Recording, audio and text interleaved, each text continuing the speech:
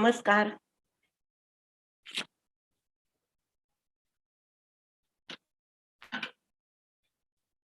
नमस्कार मॅडम.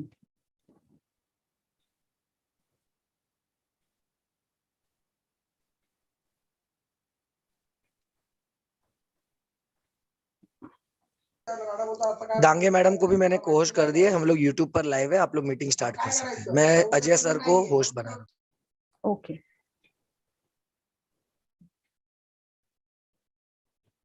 नमो नमः. सदाशिव अंबादास डांगे जन्मशताब्दी व्याख्यानमालेनिमित्त आपण इथे सर्व उपस्थित आहात, त्यानिमित्त सर्वांचे स्वागत. सदाशिव अंबादास डांगे जन्मशताब्दी वर्षानिमित्त आयोजित या व्याख्यानमालेमध्ये आपणा सर्वांचे मनापासून स्वागत. संस्कृत विभाग व ऋतायन तर्फे मी सर्वांचं स्वागत करते. या व्याख्यानमालेमध्ये प्रमुख वक्त्याच्या रूपाने उपस्थित आहेत प्रोफेसर डॉक्टर उमा वैद्य मॅडम. त्यांचंही मी मनापासून स्वागत करते. मॅडमनी कालच्या व्याख्यानामध्ये पाणिनी या महत्त्वपूर्ण विषयावर व्याख्यान दिलं आणि अत्यंत सुबोध आणि रसाळ असं त्यांचं व्याख्यान तर होतच, शिवाय अत्यंत उद्बोधक देखील होतं. आज त्या योग वासिष्ठासारख्या दर्शनाच्या दृष्टिकोनातून महत्त्वाच्या अशा विषयावर बोलणार आहेत. योग वासिष्ठ हे तत्वज्ञानाच्या दृष्टीने अत्यंत हा महत्त्वाचा ग्रंथ तर आहेच, शिवाय कथनात्मक शास्त्राच्या दृष्टिकोनातून सुद्धा महत्त्वाचा आहे. अनेक तत्वज्ञानांचा एक प्रकारे समन्वय हा योग वासिष्ठामध्ये झालेला दिसून येतो. त्यामुळे खूप महत्त्वाच्या विषयावर त्या बोलणार आहेत. त्यामुळे त्यांचं मनापासून स्वागत. त्याचप्रमाणे इथे उपस्थित डॉक्टर सिंधू डांगे मॅडम, त्याचप्रमाणे इतर ज्येष्ठ प्राध्यापक डॉक्टर बाकरे मॅडम आणि सर्व विद्वज्जन, त्याचप्रमाणे प्राध्यापकगण, सर्वांचं मी स्वागत करते. आणि उमा वैद्य मॅडमना आता विनंती करते की त्यांनी योग वासिष्ठ या विषयाला अनुलक्षून आपल्या व्याख्यानाला सुरुवात करावी. धन्यवाद.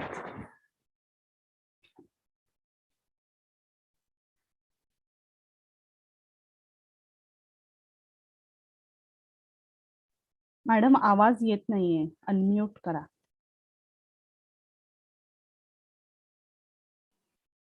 आता येतोय का? हो हो हो. सर्वांना माझा हार्दिक नमस्कार. आणि आता आजच्या व्याख्यानाला सुरुवात करते. काल मी व्याख्यानाला सुरुवात करण्यापूर्वी व्याख्यानाचा विषय पाणिनी का निवडला हे सांगितलं होतं. तसंच आज सुद्धा योग वासिष्ठातील योग संकल्पना हा विषय का निवडलाय ते पहिल्यांदा सांगते.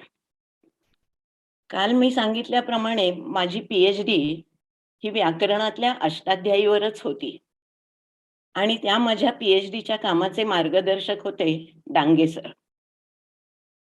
PhD मिळाल्यानंतर मी जेव्हा त्यांना पहिल्यांदा भेटले तेव्हा त्यांनी अभिनंदन केलं, पण त्याच्याबरोबर असंही म्हटलं की आत्ता कुठे संशोधनाची सुरुवात आहे, PhD मिळाली म्हणजे सगळं काही संपलेलं नव्हे, तेव्हा आता नवीन अभ्यासाला लागा. त्यांच्या म्हणण्याप्रमाणे मी पोस्ट डॉक्टरल साठी विषय निवडला आणि सरांना अशी विनंती केली की त्यांनी याही विषयावर मला मार्गदर्शन करावं. तेव्हा त्यांनी स्पष्टपणे सांगितलं की PhD नंतरच्या संशोधनाला स्वतःच मार्गदर्शक असायचं असतं, दुसरा कोणीही त्याच्यासाठी मार्गदर्शन करत नाही. खरं म्हणजे त्यावेळेला मी खूपच नर्वस झाले. म्हणजे सरांचं आता मार्गदर्शन मिळणार नाही हे पचवणंच कठीण होतं. पण त्यांनी सांगितल्याप्रमाणे संशोधनाच्या ज्या पद्धती त्यांनी मला शिकवल्या त्यानुसार मी 1 नाही 2 नाही 5 पोस्ट डॉक्टरल रिसर्च प्रोजेक्ट्स पुरी केली. याचं श्रेय सरांनी त्या दिवशी दिलेल्या संदेशात होतं. पालीमध्ये असं एक वचन आहे, अत्तदीपा विहरथ, ज्यांनी त्यांनी आपलाच दिवा बरोबर घेऊन त्या प्रकाशात पुढे वाटचाल करायची असते. सरांच्या संदेशाचा सुद्धा तोच अर्थ होता आणि तो संदेश मी नीट मनात ठेवल्यामुळे मी संशोधन क्षेत्रात जी काही थोडीफार प्रगती करू शकले त्याचं श्रेय सर्वथैव डांगे सरांचं आहे. आणि ही गोष्ट माझी कृतज्ञता म्हणून मी नमूद करत आहे. हे मला करता यावं यासाठी मी माझा जो पोस्ट डॉक्टरलचा अभ्यास विषय होता योग वासिष्ठ त्यावरच ठरवलं. आता आजचा त्यातला आणखी तपशिलातला भाग असा आहे की मी योग वासिष्ठाचा परिचय तर देणारच आहे, पण त्याच्याही पेक्षा महत्वाची म्हणजे योग वासिष्ठातली योग संकल्पना काय आहे हे मला तुम्हाला सांगायचंय. खरं तर योग संकल्पना ही भारतीय तत्वज्ञानातली एक विलक्षण अद्भुत अशी कल्पना आहे. संपूर्ण जगाच्या आध्यात्मिक क्षेत्राला भारतानं दिलेली ही देणगी आहे. आणि सर्वात महत्वाचं म्हणजे प्राचीन ऋषीमुनींच्या तपस्यात्मक जीवनशैलीचा योग हा महत्वाचा भाग आहे. असं असल्यामुळे योगावरती खूप लोक बोलतात, वेगवेगळ्या भाषांमध्ये बोलतात, लिहितात, असंख्य पुस्तकं, असंख्य निबंध याच्यावरती लिहिले गेलेले आहेत. आता खरं म्हणजे अशा वेळेला या भरतीच्या योग महासागरात मी एखादी छोटीशी पाण्याची ओंजळ टाकली तर गीतेत म्हटल्याप्रमाणे आपूर्यमाणं अचल प्रतिष्ठम, हा जो योग महासागर आहे तो या माझ्या छोट्याशा पाण्याच्या उंजळीने निश्चितपणेच वाहून जाणार नाही आणि तो मलाही त्यात सामावून घेईल अशी खात्री असल्यामुळे मी हा छोटासा प्रयत्न करते आहे. मी आज तुमच्या समोर माझी काही निरीक्षणं आणि काही विचार मांडणार आहे.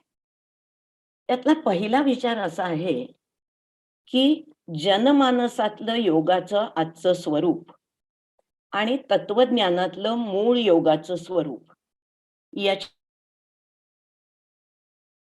महद अंतर आहे. म्हणजे असं की अलीकडचा योग हा प्रामुख्याने आसन आणि प्राणायाम यांच्या पुरता मर्यादित राहिलाय. खरं तर योग साधना ही पूर्वी ऋषींच्या आश्रमात किंवा मुनींच्या तपस साधनेत म्हणजे गुहेमध्ये होत असे आणि योग तिथेच राहत होता. पण आजचा योग बघाल तर तो खरा योग नव्हे, योगा असं म्हणतात लोक, आणि तो उच्चभ्रू वस्तीतल्या फिटनेस सेंटर मध्ये जाऊन बसलेला आहे असं वाटतं. या योगाचा जो मूळ उद्देश होता तो म्हणजे चित्त मल निवृत्ती, म्हणजे चित्तशुद्धी आणि मनःशांती याच्यासाठी योग साधना करावी असं पतंजलींनी मुळात योग सूत्रांमध्ये म्हटलं होतं. पण आज जर आपण पाहू गेलो तर तो मात्र शरीराच्या व्याधींचं निर्मूलन किंवा फिगर मेंटेन करणं याच्यासाठी योग वापरला जातो असं आपल्याला दिसतंय. तत्वज्ञानाच्या क्षेत्रामध्ये सुद्धा योगाला फारच मर्यादा पडल्या. विद्यापीठांच्या अभ्यासक्रमामध्ये योगाचा जो काही भाग शिकवला जातो ती म्हणजे काही निवडक पतंजलीची योगसूत्र असतात. पण त्यासाठी पूर्ण 4 पाद कोणी वाचतं असा विद्यार्थी क्वचितच भेटतो. किंवा म्हणजे शब्द तत्वज्ञानामध्ये योगाचं स्वरूप काय उरलंय तर असं दिसतंय की तत्वज्ञानातला योग सुद्धा गीतेच्या योगत्रयाभोवतीच फिरत राहिलाय. पण पतंजलीची योगसूत्र काय किंवा गीतेतला योग काय ही दोन्हीही तत्वज्ञान पचायला अतिशय जड आहेत. सामान्य माणसाला योगाचा उपयोग होईल अशा पद्धतीनं योगाचं विवेचन करणारी पुष्कळ पुस्तकं आहेत आणि त्यामध्ये योग वासिष्ठ हे सर्वात अग्रेसर असलेलं पुस्तक आहे, म्हणून मी योग वासिष्ठातली योग संकल्पना असा विषय निवडलाय. खर तर योग वासिष्ठाचा अभ्यास पूर्वी अनेक अभ्यासकांनी केलाय. त्यांच्यामध्ये doctor B.A. Latreya, K.P. Bahadur, doctor Mainkar, Sant Gulabrao Maharaj, doctor प्र.न. जोशी, S.N. दासगुप्ता, डॉक्टर परांजपे अशी अनेक नामवंतांची ही मोठीच्या मोठी यादी आहे. मी यातल्या बहुतेक सगळ्यांची पुस्तकं वाचली आणि त्यांचंच बोट धरून खरं म्हणजे मी योग वासिष्ठ वाचलं असं म्हणायला मुळीच हरकत नाही. पण हे करत असताना माझ्या असं लक्षात आलं की या सगळ्या लोकांनी योग वासिष्ठाचा अत्यंत सखोल, विविधांगी, वैशिष्ट्यपूर्ण अभ्यास केला हे खरं असलं तरी योग वासिष्ठातली योग संकल्पना याचा एकत्रित, सुसूत्र आणि वैशिष्ट्यपूर्ण मांडणीने अभ्यास झाला असं काही मला आढळलं नाही. आणि म्हणून मी विचार केला की ज्या पुस्तकाच्या शीर्षकामध्येच योग हा शब्द महत्वाने दिसतो, त्याची म्हणजे त्या योग वासिष्ठाची नेमकी योग कल्पना काय आहे याचा एक स्वतंत्र आढावा घेता आला पाहिजे. आणि म्हणून मी या योगाचं स्वरूप, वैशिष्ट्य आणि महत्व यांचा काही विशेष विचार करावा असं ठरवलं. आता आज मी जे म्हटलं की जनमानसातलं रूप योगाचं खूप वेगळं आहे, त्याचं एक गमतीशीर पण तुमच्या परिचयाचं उदाहरण देते की आज लोकांना पतंजली कोण म्हणून माहिती आहे हो? लोकांना पतंजलीची उत्पादनं माहिती आहेत. म्हणजे योग शिकवणारा हा ज्ञानी माणूस भोगवस्तूंचा विक्रेता झाल्यासारखं त्यांच्या नावची कणिक, मध, औषध, टूथपेस्ट अशा कारणांमुळे हा पतंजली लोकांना माहीत होतो. हे खरोखर त्याचं बिचाऱ्याचं दुर्दैव आहे. कोणी म्हणतात चला त्या निमित्ताने तरी लोकांच्या तोंडी पतंजली हा शब्द आला. पण तिथे सुद्धा पतंजली असं न म्हणता कधी कधी चुकीच्या पद्धतीने पातंजल पातंजल असं म्हटलं जातं. त्याचं मात्र पतंजलीला खरोखर दुःख होत असेल, कारण यानेच व्याकरण मागून शब्दांच्या शुद्धीविषयीची चर्चा केली, त्याच्याच नावाचा उच्चार लोक चुकीच्या पद्धतीने करतात. हे बघून त्याला नक्कीच वेदना होत असतील. मनाशी म्हणत असेल तो, भोगी म्हणून उपहासामी योगी ज्ञानाचा. इलाज नाही, चक्र फिरतं, त्याप्रमाणे माणसाचं दैवही फिरतच. मी जेव्हा या योग कल्पनेचा विचार करत होते ना, तेव्हा मला 3 प्रकारचे योगी भेटले बरं का. कोणकोणचे 3 योगी? गंमत आहे का? शब्दयोगी, अर्थयोगी आणि कर्मयोगी. शब्दयोगी म्हणजे कोण? जे योगाविषयी शब्दामागून शब्दांचे रतीब घालत असतात, ते माझ्यासारखे योगावरती बोलणारे व्याख्याते किंवा योगावरती शब्दामागून शब्द लिहिणारे लेखक, पण ज्यांच्या स्वतःच्या वर्तनामध्ये योगाचा मागमूसही सापडणार नाही, असे योगी म्हणजे शब्दयोगी. दुसरे अर्थयोगी. अर्थयोगी म्हणजे कोण? पतंजलीची योगसूत्र ही अभ्यासक्रमामध्ये शिकवत असताना त्याचा शब्दशः अर्थ, त्याचा अपेक्षित अर्थ, त्याचा रीडिंग बिटवीन द लाईन्स मधला अर्थ असं सगळं समजावून सांगणारे, पण योग पद्धतीचा अवलंब करतीलच अशी ज्यांच्याबद्दल खात्री देता येत नाही, असे लोक म्हणजे अर्थयोगी. आणि तिसरे म्हणजे कर्मयोगी, की जे स्वतः केवळ योगाचा शाब्दिक किंवा आर्थिक अभ्यास करत नाहीत, तर स्वतः योग धारणा करण्याचा प्रयत्न करतात. ते कर्मयोगी. असा मला क्वचितच एखादा माणूस भेटला. या कामासाठी मी अनेक योग संस्थांना भेटी दिल्या अनेक योग शिक्षकांच्या मुलाखती घेतल्या. आपण स्वतः किती वेळ योगाभ्यास करता म्हणून विचारलं, तर बऱ्याच लोकांनी प्रामाणिकपणे सांगितलं की आम्ही ट्रेनिंग सेंटरमध्ये ट्युटर किंवा इन्स्ट्रक्टर म्हणून जेवढा योग करतो तेवढाच योग करतो, या पलीकडे आम्हाला त्याची माहिती नाही. म्हणजे झालं काय, की अभ्यासकांकडूनही योग वासिष्ठातली योग कल्पना दुर्लक्षिली गेली आणि आज जे आम्ही योगा करतो असं म्हणताय त्यांना तर योगीबद्दल म्हणजे प्रमेयाबद्दल काहीच माहिती नाही. ते त्यांना जाणून घ्यायची फारशी इच्छा पण नाहीये बरं का. पण आणखीन एक महत्वाची गोष्ट, पतंजलीनी त्याची योगसूत्र ही इसवी सन पूर्व 2ऱ्या शतकामध्ये लिहिली. पातंजल योगसूत्र या नावाने तो ग्रंथ विख्यात झाला. पण त्याच काळामध्ये आणि त्यापूर्वी सुद्धा समाजामध्ये अनेक योग पद्धती प्रचलित होत्या. त्याच्यामध्ये हठयोग, राजयोग, मंत्रयोग, लययोग अशा प्रकारच्या त्या योग साधना होत्या. त्यापैकी राजयोग, मंत्रयोग, लययोग यांची क्षेत्र फारच मर्यादित होती आणि तशा प्रकारच्या साधनांचा फारसा काही उपयोग झाला असं दिसलं नाही. पण हठयोगाचा प्रचार मात्र पुष्कळ होता.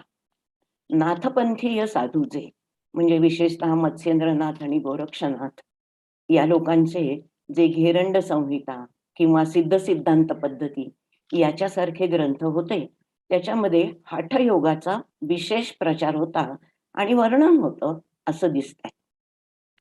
पण हठयोगाने मोक्ष साधतो हे फारसं काही कुणाला पटलं नाही आणि म्हणून योग वासिष्ठात सुद्धा आपल्याला असे शब्द आढळतात की क्लेशात क्लेशम व्रजंती ते, जे हठयोगाच्या मागे लागतात ते मोक्ष मार्गाला तर जात नाहीतच, पण एका क्लेशाकडून दुसऱ्या क्लेशाकडे प्रवास करतात असं दिसतं.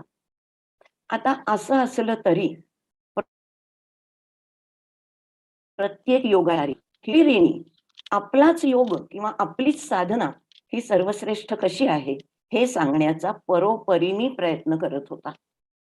पण खरं सांगायचं तर सामान्य माणसाला यातल्या कशानेही समाधान होईल असा उपाय कोणी दिला नाही. आणि म्हणून या योगाविषयीच्या मतमतांतराच्या गलबल्यात आपण नेमका कोणता योग मार्ग स्वीकारावा याविषयी माणसं गोंधळलेलीच होती. संस्कृतच्या शब्दात सांगायचं तर कस्मै देवाय हविषाय जेम अशी त्यांची स्थिती होती. किंवा मराठी सिनेमाचं उदाहरण द्यायचं झालं तर मी म्हणेन, कोणता झेंडा घेऊ हाती असा प्रश्न लोकांना पडला होता. आणि या सगळ्या गलबल्यात, या सगळ्या अज्ञानाच्या अंधकारात योग वासिष्ठांनी एक दिव्याचा प्रकाश दाखवला, नवे प्रकाश झोत टाकला. म्हणून योग वासिष्ठातली योग कल्पना काय आहे हे तुमच्या पुढे मांडावं हे मी ठरवलं. आता योग वासिष्ठातली योग कल्पना पुढे मांडायची तर मुळात योग वासिष्ठ हे काय प्रकरण आहे हे अगोदर सांगायला पाहिजे.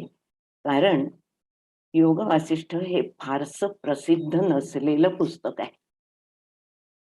त्याच्याविषयीची आता गंमत सांगते. या योग वासिष्ठाचा मूळ कर्ता कोण? वाल्मिकी. हो, तोच वाल्मिकी ज्याने रामायण हे आदिकाव्य लिहिलं. पण योग वासिष्ठाच्या नावात वाल्मिकीचा उल्लेख नाहीये बरं का. जो सहसा कर्त्याचा उल्लेख शीर्षकामध्ये असतो तो नाही. या वाल्मिकीने लिहिलेल्या पहिल्या पुस्तकाला वासिष्ठ संहिता असं नाव होतं. त्यावेळेला या पुस्तकाचं नाव योग वासिष्ठ नव्हतं. त्यावेळेला हे 32,000 श्लोक सुद्धा नव्हते. वासिष्ठ संहिता ही पूर्व रामायणानंतर लगोलग लिहिली म्हणून तिला उत्तर रामायण असं आणखी एक नाव होतं. आता वासिष्ठ संहिता हे नाव असं दाखवतं की याच्याशी वसिष्ठांचा काही संबंध असला पाहिजे आणि तो निश्चितच होता. कारण वसिष्ठांनी केलेला उपदेश या संहितेमध्ये बांधलेला असल्यामुळे त्याला वासिष्ठ संहिता म्हणतात. तर वासिष्ठ संहिता हे एक नाव झालं. रामायणाच्या नंतर लिहिलेलं म्हणून उत्तर रामायण हे दुसरं नाव झालं. तिसरं नाव जे होतं ते वासिष्ठ रामायण होतं. जशी वासिष्ठ संहिता होती त्याच्याऐवजी त्याला वासिष्ठ रामायण असं नाव मिळालं होतं. कारण वसिष्ठांनी हा रामाला केलेला उपदेश होता. त्यामुळे रामायणातल्या रामाशी याचा अत्यंत जवळचा संबंध होता. या 3 नावाखेरीज योग वासिष्ठ हे महारामायण म्हणूनही ओळखलं जात होतं. पण हे महारामायण हे नाव पुष्कळ उशिरा मिळालेलं असलं पाहिजे. कारण हे मोठं रामायण का ठरलं? तर मूळ रामायणाचे श्लोक 24,000. त्याला चतुर्विंशती साहस्री संहिता म्हणतात. हे आपल्याला आदिकाव्याच्या बाबत माहिती आहे. त्याच्यापेक्षा हे मोठं आहे. म्हणजे द्वात्रिंशत साहस्री संहिता. 32,000 श्लोकांचं हे रामायण आहे. म्हणून याला महारामायण हे नाव मिळालं. आता ही 4 नावं जेव्हा आपण ऐकतोय तेव्हा तुमच्या लक्षात येईल की या 4ही नावांमध्ये योग हा शब्द दिसत नाही. मग या पुस्तकाला योग वासिष्ठ हे नाव का, केव्हा, कसं पडलं हा सगळा इतिहास जाणून घेणं म्हणजेच वासिष्ठ संहितेचा योग वासिष्ठापर्यंत झालेला प्रवास समजावून घेणं म्हणजेच योग वासिष्ठातली कल्पना, योगाची कल्पना समजावून घेणं आहे ही गोष्ट नक्की. आता या पुस्तकाच्या अंतरंगाबद्दल थोडं सांगते. या पुस्तकाचे पूर्वार्ध आणि उत्तरार्ध असे 2 भाग आहेत. याची एकूण प्रकरणं 6 आहेत. वैराग्य, मुमुक्षु, उत्पत्ती, स्थिती, उपशम, निर्वाण पूर्वार्ध आणि निर्वाण उत्तरार्ध अशी एकूण ही 6 प्रकरणं. यांच्या शीर्षकामध्ये सुद्धा पातंजल योग सूत्रांमध्ये वारंवार येणारे वैराग्य, अभ्यास, मुमुक्षु हे शब्द आपल्याला दिसतात. हे एक निरीक्षण अतिशय महत्वाचं आहे. या वैराग्य प्रकरणामध्ये येणाऱ्या 2 शब्दावलींबद्दल सांगते. त्या शब्दावली आपल्याला या पुस्तकाबद्दल अधिक माहिती सांगतात. कोणत्या त्या शब्दावली? रामायणम अखंडितम. हे अखंडित रामायण आहे. म्हणजे त्या रामायणाचा जो करता होता त्यानंच हेही रचलं आहे असं ही शब्दावली सुचवते. त्याच्याबरोबर आणखी दुसरी एक शब्दावली पुन्हा पुन्हा येते आणि ती म्हणजे वसिष्ठ राम संवादम. हे जे काही पुस्तक आहे त्याचं स्वरूप काय आहे? तर हा वसिष्ठ आणि रामाचा संवाद आहे. हा संवाद कशाविषयी आहे? योगाविषयी आहे. आणि म्हणून वसिष्ठानं सांगितलेलं ते वासिष्ठ आणि योगाबद्दल सांगितलं म्हणून योग वासिष्ठ. जाता जाता एक छोटीशी गोष्ट सांगते. या व्याख्यानाचा जो फ्लायर बनवलाय ना त्याच्यामध्ये चुकून योग वसिष्ठातील योग संकल्पना असं पडलंय. ते सर्वांनी योग वासिष्ठातील योग संकल्पना असं वाचायचंय बरं का. आता या ग्रंथाच्या समाप्ती मुद्रेमध्ये सुद्धा योग शब्द सापडत नाही. कारण श्रीमद वासिष्ठ महारामायणे वाल्मिकीये देवदूतोक्ते मोक्षोपाये असे शब्द सापडतात. इथे योग शब्द नाही. म्हणूनच आज मी ठरवलं की शीर्षकातल्या योग शब्दाचं जे महत्व असेल ते मी इथे आवर्जून सांगितलं पाहिजे. आणि याच्यासाठी मुळात हा योग वासिष्ठाचा आणि योग कल्पनेचा सारा प्रपंच मी तुमच्या समोर मांडतेय. डॉक्टर माइंडकरांनी योग वासिष्ठ अष्टडी, वासिष्ठ रामायण अष्टडी या नावाचं एक पुस्तक लिहिलंय. यात योग वासिष्ठाचा सांगोपांग अभ्यास केलेला आहे. आता याच्यामध्ये त्यांनी एक महत्वाचं प्रमेय मांडलंय. त्यांचं म्हणणं असं आहे की या योग वासिष्ठाची म्हणजे मूळ वासिष्ठ संहितेची 3 संस्करणं झाली. म्हणजे 3 वेगवेगळ्या आवृत्त्या तयार झाल्या आणि प्रत्येक वेळी पहिल्या आवृत्तीपेक्षा दुसरी आवृत्ती ही अधिक मोठी झाली. ही 3 संस्करणं कोणती? तर पहिला म्हणजे औपनिषदिक गाभा, म्हणजे ज्याला मी मगाचपासून वासिष्ठ संहिता असं म्हणतेय, ते हे पुस्तक.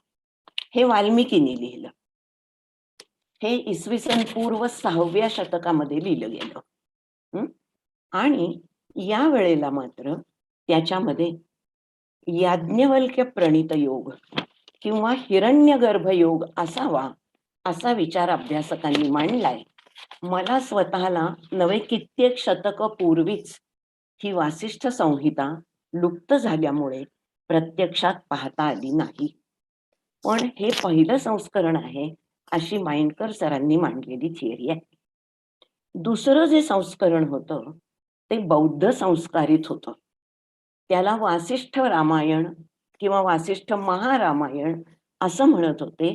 हे इसवी सन पूर्व 5व्या शतकात होतं आणि याला आणखीन एक नाव होतं, ते म्हणजे मोक्षोपाय संहिता. आता या ज्या 3 संस्करणांबद्दल मी बोलतेय, की योग वासिष्ठाच्या 32,000 श्लोकांमधून हे पहिलं, हे दुसरं, हे तिसरं असं दाखवता येत नाही. इतक्या बेमालूमपणे त्याच्यामध्ये नवी नवी भर पडत गेलीये. तिसरं संस्करण जे झालं त्याला पूर्णावृत्ती असं म्हणतात. हे इसवी सन उत्तर 10वं ते 12वं शतक याच्यामध्ये पूर्ण झालं. 12व्या शतकाच्या अखेरी श्लोकसंख्या 32,000 झाली.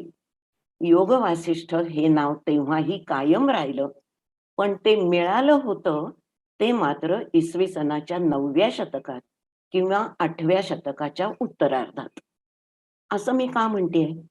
कारण विंटरनीड्सने जो संस्कृत साहित्याचा इतिहास लिहिलाय त्याच्यामध्ये त्याने असं नोंदवलंय की गौड अभिनंद नावाच्या एका तत्वज्ञानी योग वासिष्ठ संक्षेप या शीर्षकाचं एक पुस्तक लिहिलं होतं.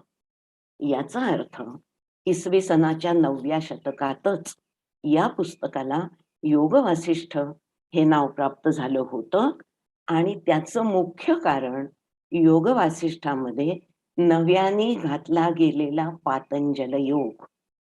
आणि म्हणून 10व्या त्या 12व्या शतकामध्ये जी शेवटची आवृत्ती झाली त्याच्यामध्ये हे नाव तसंच स्थिर राहिलं. त्याच्यानंतर यात कोणतीही भर पडली नाही, नावामध्ये कोणताही बदल झाला नाही. उलट या 10व्या ते 12व्या शतकाच्या काळामध्ये काश्मीरी शैव तत्वज्ञान, त्रिक सिद्धांत किंवा प्रत्यभिज्ञा तत्व यांचा मात्र योग वासिष्ठात समावेश झाला असं अभ्यासकांचं म्हणणं आहे. आता हा जो काही नावात बदल झाला याचं कारण काय?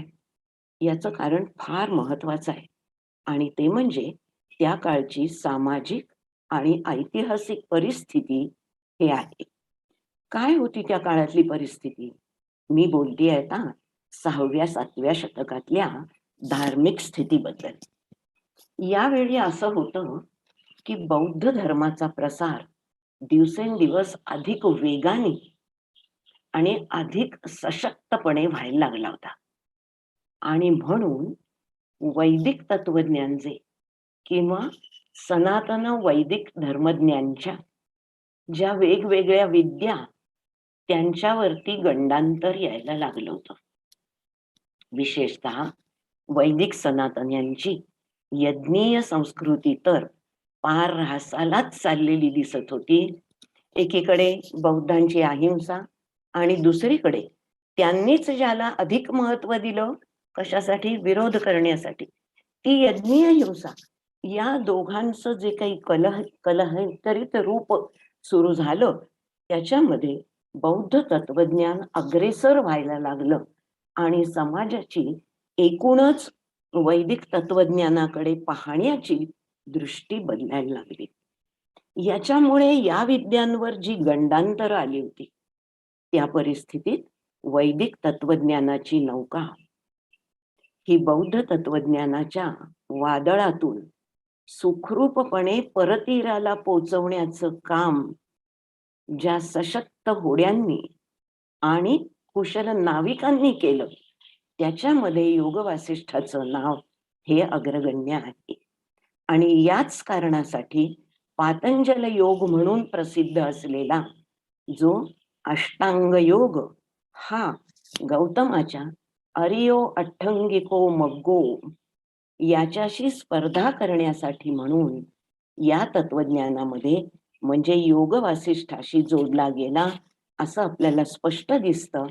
आणि इथून पुढे विवेचनाचा जो विषय असणार आहे त्याच्यामध्ये हे नामांतर होत असताना आणखी कोणते कोणते बदल झाले त्याबद्दल मी सांगेन. आता प्रश्न असा आहे की या योग वासिष्ठाची नेमकी पार्श्वभूमी काय? वसिष्ठांना श्रीरामाला उपदेश करावा असं का वाटलं? या संबंधात एक गोष्ट योग वासिष्ठ ग्रंथाच्या अगदी सुरुवातीलाच नमूद केली आहे, ती सांगते. त्याच्यावरून आपल्याला खूप काही बोध होतो बरं का, आणि गोष्ट पण आपल्याला ऐकायला आवडतेच. त्यामुळे तत्वज्ञानाचा जरी अभ्यास झाला तरी त्याला जरा गोष्टीची सोनेरी झालर लागली तर ऐकणाऱ्यालाही बरं वाटतं. म्हणून जरा गोष्ट विस्ताराने सांगते. त्याचं असं झालं की रामाला यौवराज्याभिषेक तर झाला होता, पण त्याला राजेपण देण्यासाठी दशरथ फारच उत्सुक होता. लवकरात लवकर रामाला राज्याभिषेक करावा आणि आपण सगळ्या या कारभारातून मुक्त व्हावं अशी दशरथाची इच्छा होती. पण रामाने या बाबतीत एक वेगळाच विचार मांडला. तो म्हणाला, मी राज्य तर स्वीकारणार आहे, हे खरं आहे, कारण युवराज म्हणून माझ्या नावाची घोषणाही झाली आहे. पण मी ज्या राज्यावर राज्य करणार आहे त्याच्या भौगोलिक सीमा काय आहेत, त्या कोणत्या राज्यांशी जोडलेल्या आहेत, तिथे आपले कोण शत्रू कोण मित्र आहेत याची प्रत्यक्षात पाहणी करावी असं मला वाटतं. शिवाय ज्या जनतेचा राजा म्हणून मी हे पद घेणार आहे त्या जनतेच्या सुखदुःखांशी माझा जवळचा संबंध आहे.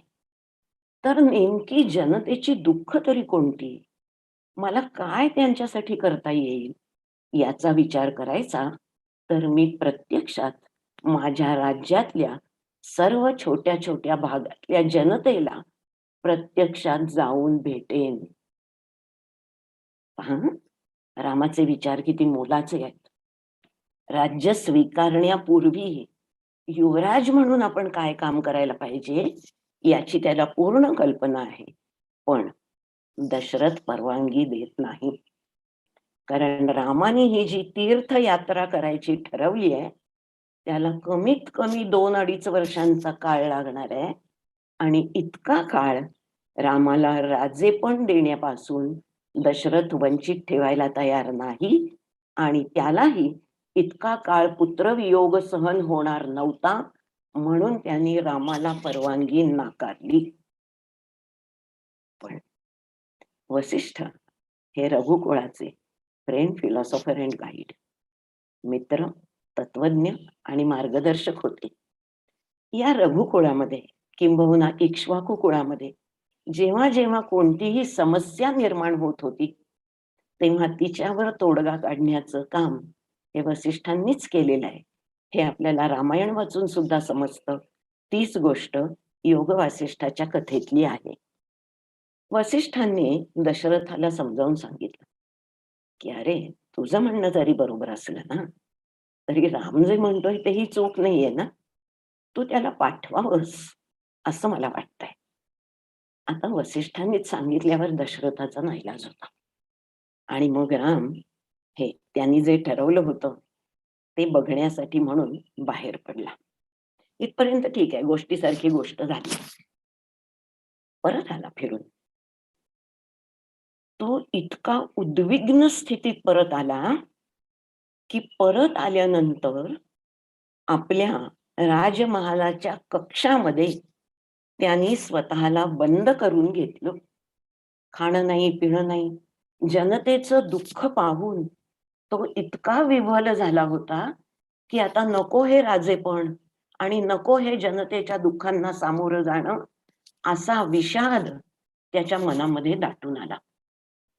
खरं म्हणजे राम ज्या तीर्थयात्रेवर गेला होता, तो राजकीय स्वरूपाचा दौरा होता. ती त्याची वैयक्तिक ट्रिप नव्हे. आणि म्हणून नियमानुसार परत आल्यावर ताबडतोब त्यानं राजदरबारात जाऊन रिपोर्टिंग करायला हवं होतं. जे काय तुला दिसलं ते, जे काही तू पाहिलंस ते.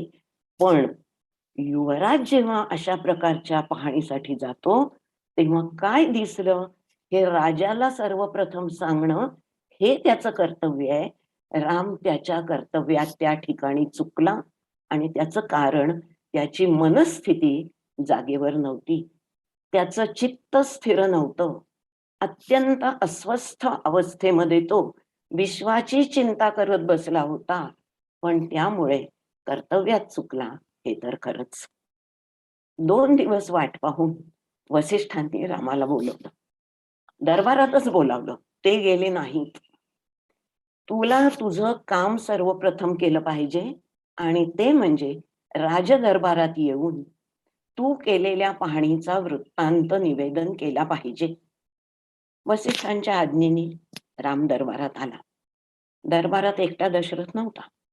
मंत्री, त्याचे सगळे अधिकारी, त्याच्याबरोबर समाजातली अत्यंत उच्च वर्गातली बुद्धिमान माणसंही तिथं उपस्थित होती आणि त्याचबरोबर दशरथाची प्रजा सुद्धा त्या दरबारात उपस्थित होती.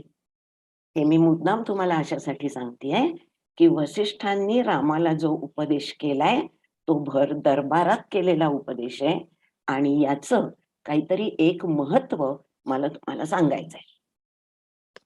आता विषादग्रस्त रामाची ही स्थिती आणि मला हे राज्यच नको असं म्हणणं हे ऐकल्यानंतर संस्कृतच्या अभ्यासकांना गीतेतल्या अर्जुन विषाद योगाची आठवण झाल्याशिवाय राहत नाही.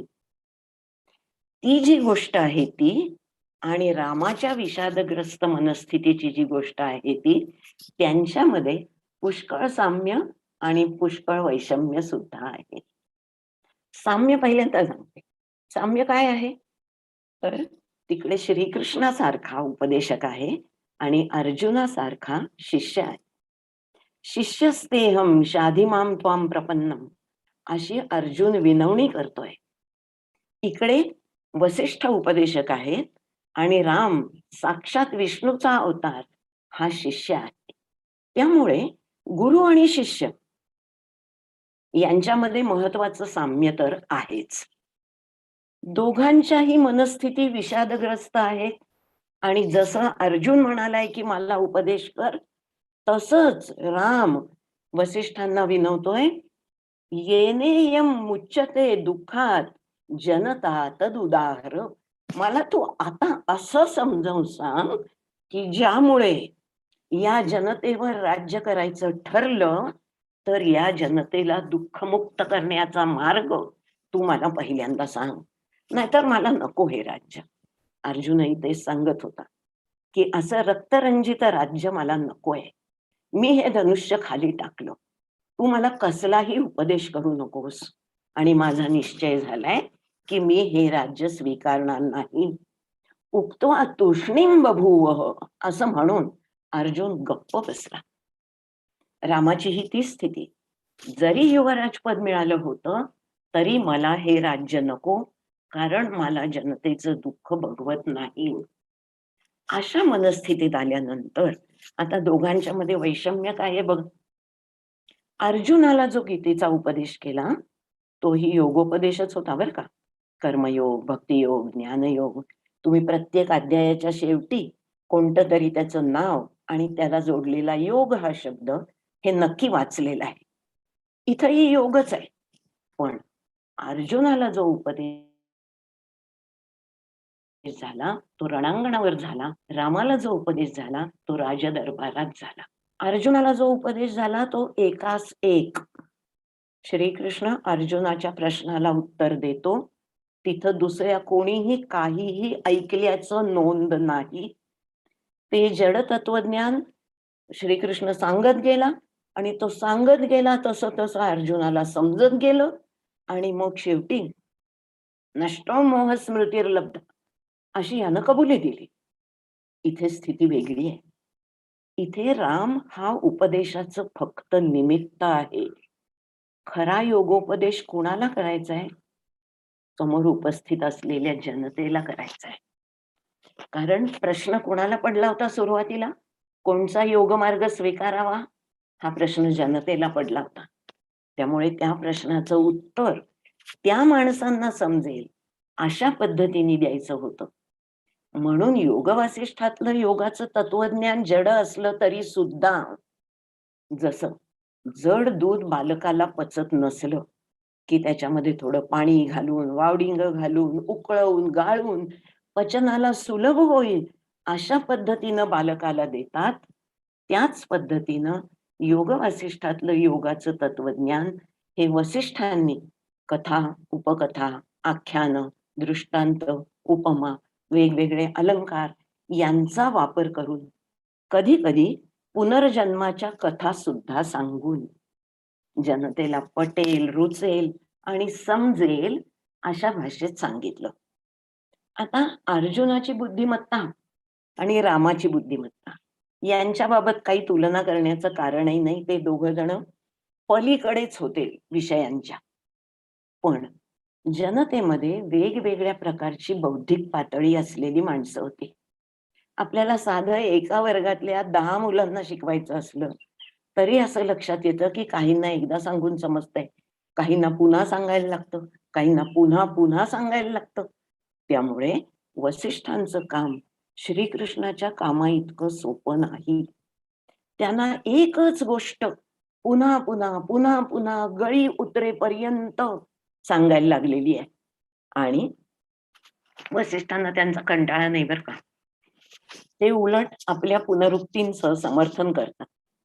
काय सांगतात ते? पुनः पुनमिदं राम प्रबोधाय मयोच्यते. लोकांना प्रबोध व्हावा, नीट गोष्टी समजाव्यात म्हणून मी एकच गोष्ट पुन्हा पुन्हा सांगत राहतो असं ते स्वतःच सांगतायत. शिवाय आणखीन एक या दोघांमधला फरक कोणता आहे की जेव्हा अर्जुनाला श्रीकृष्णानं उपदेश केला त्यावेळेला अर्जुन एक प्रश्न विचारतो अध्यायाच्या सुरुवातीला किंवा कधी मध्ये असेल आणि पूर्ण उरलेला अध्याय श्रीकृष्ण त्याचं उत्तर देत राहतो आणि अर्जुन ते शांतपणे ऐकून घेतो. ते सगळं त्याला समजत जातं पुढे पुढे पुढे. पण या लोकांच्या बाबतीत मात्र असं शक्य नाहीये. आणि म्हणून हा जो संवाद आहे या संवादामध्ये राम शंका आली की लगेच प्रश्न विचारतो आणि वसिष्ठ त्या शंकेचं लगेच निरसन करतात. अशा प्रकारचा हा अत्यंत जिवंत असा संवाद असल्यामुळे हे वासिष्ठ रामायण आहे आकाराने जरी बृहद तरी वाचताना जराही कंटाळा येत नाही. तसंच हा योगमार्गाचा उपदेश करताना एकदम वसिष्ठांनी योगाला नाही सुरुवात केली आहे. जसं अरण्यामध्ये प्रवेश केल्यावर एकदम काही मोठ्या रस्त्याला आत जायचं नसतं की जो आपल्याला वृक्षांमध्ये गोंधळवून टाकेल. छोट्या छोट्या वाटांनी छोटा छोटा परिचय करत मग आतल्या अंगाला जायचं असतं. किंवा एखाद्या माणसाला नव्याने पोहणं शिकवायचं असेल तर त्याला एकदम मधल्या धारेत नाही सोडायचं. त्याला कडेकडेनी हळूहळू थोडं थोडं काठापासून दूर नेऊन मग मधल्या धारेत घेऊन जायचं. याच पद्धतीने योग वासिष्ठातला योगोपदेश केलेला आहे असं आपल्याला समजतं.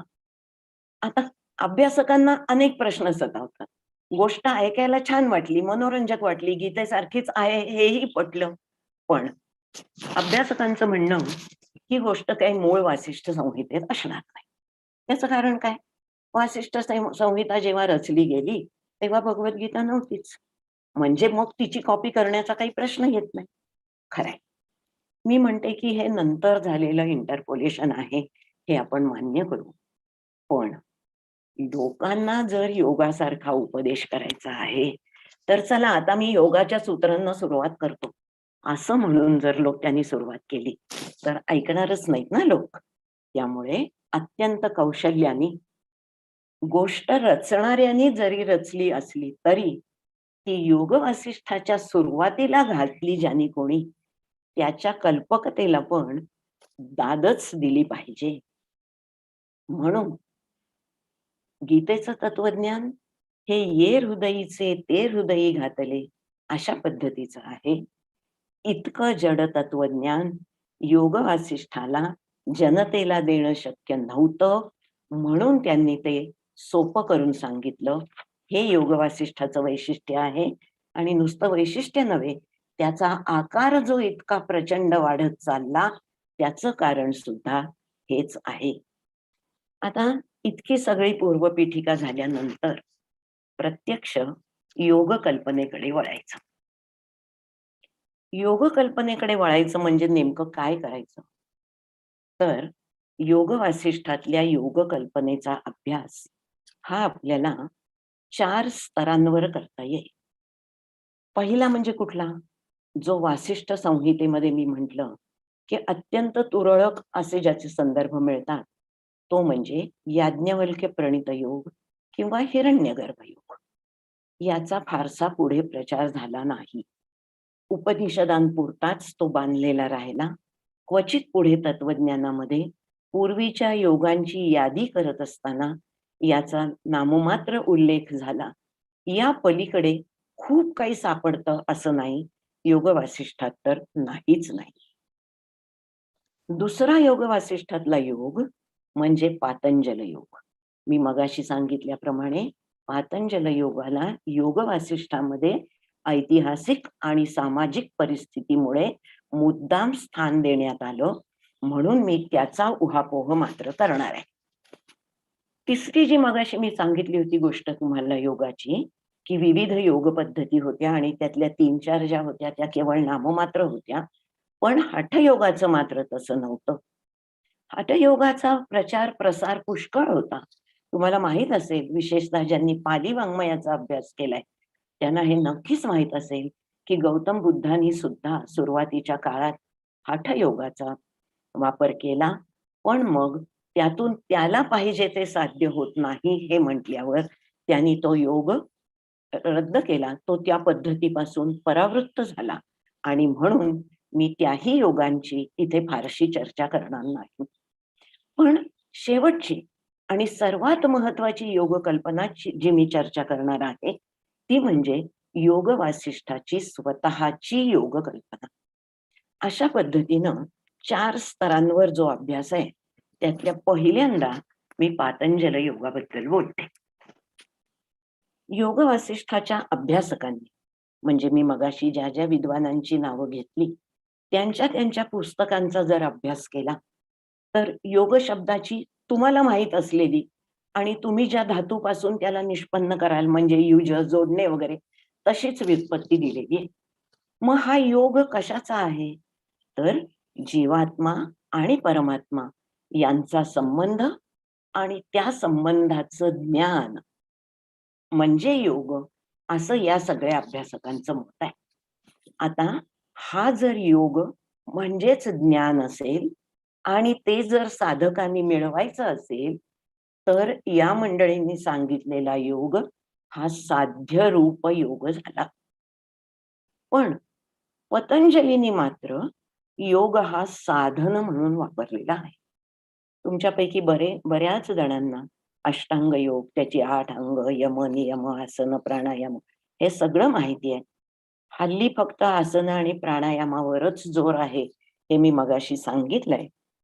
पण पतंजलीचा योग हा साधन आहे म्हणजे काय? तर प्रथम त्याच्या व्याख्येपासून सुरुवात करूया. थोडक्यात सांगणार आहे. पतंजलीची जी व्याख्या आहे ती योगश्चित्तवृत्ती निरोधा अशी आहे. म्हणजे योग म्हणजे काय?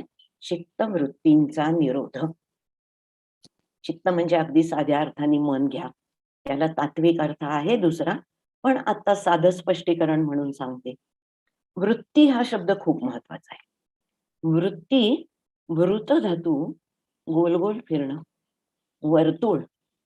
मनाच्या ज्या वृत्ती आहेत, म्हणजे गरगर फिरण्याची जी वृत्ती आहे, ती थांबवणं म्हणजे योग. म्हणून योग हा चित्त वृत्ती निरोध. वर्तुळ ही जी भौमितिक आकृती आहे ना, ती लक्षात घ्या. ज्या आकृतींना कोन असतात ना, तिथून बाहेर पडणं सुलभ असतं. पण वर्तुळातून बाहेर पडता येत नाही.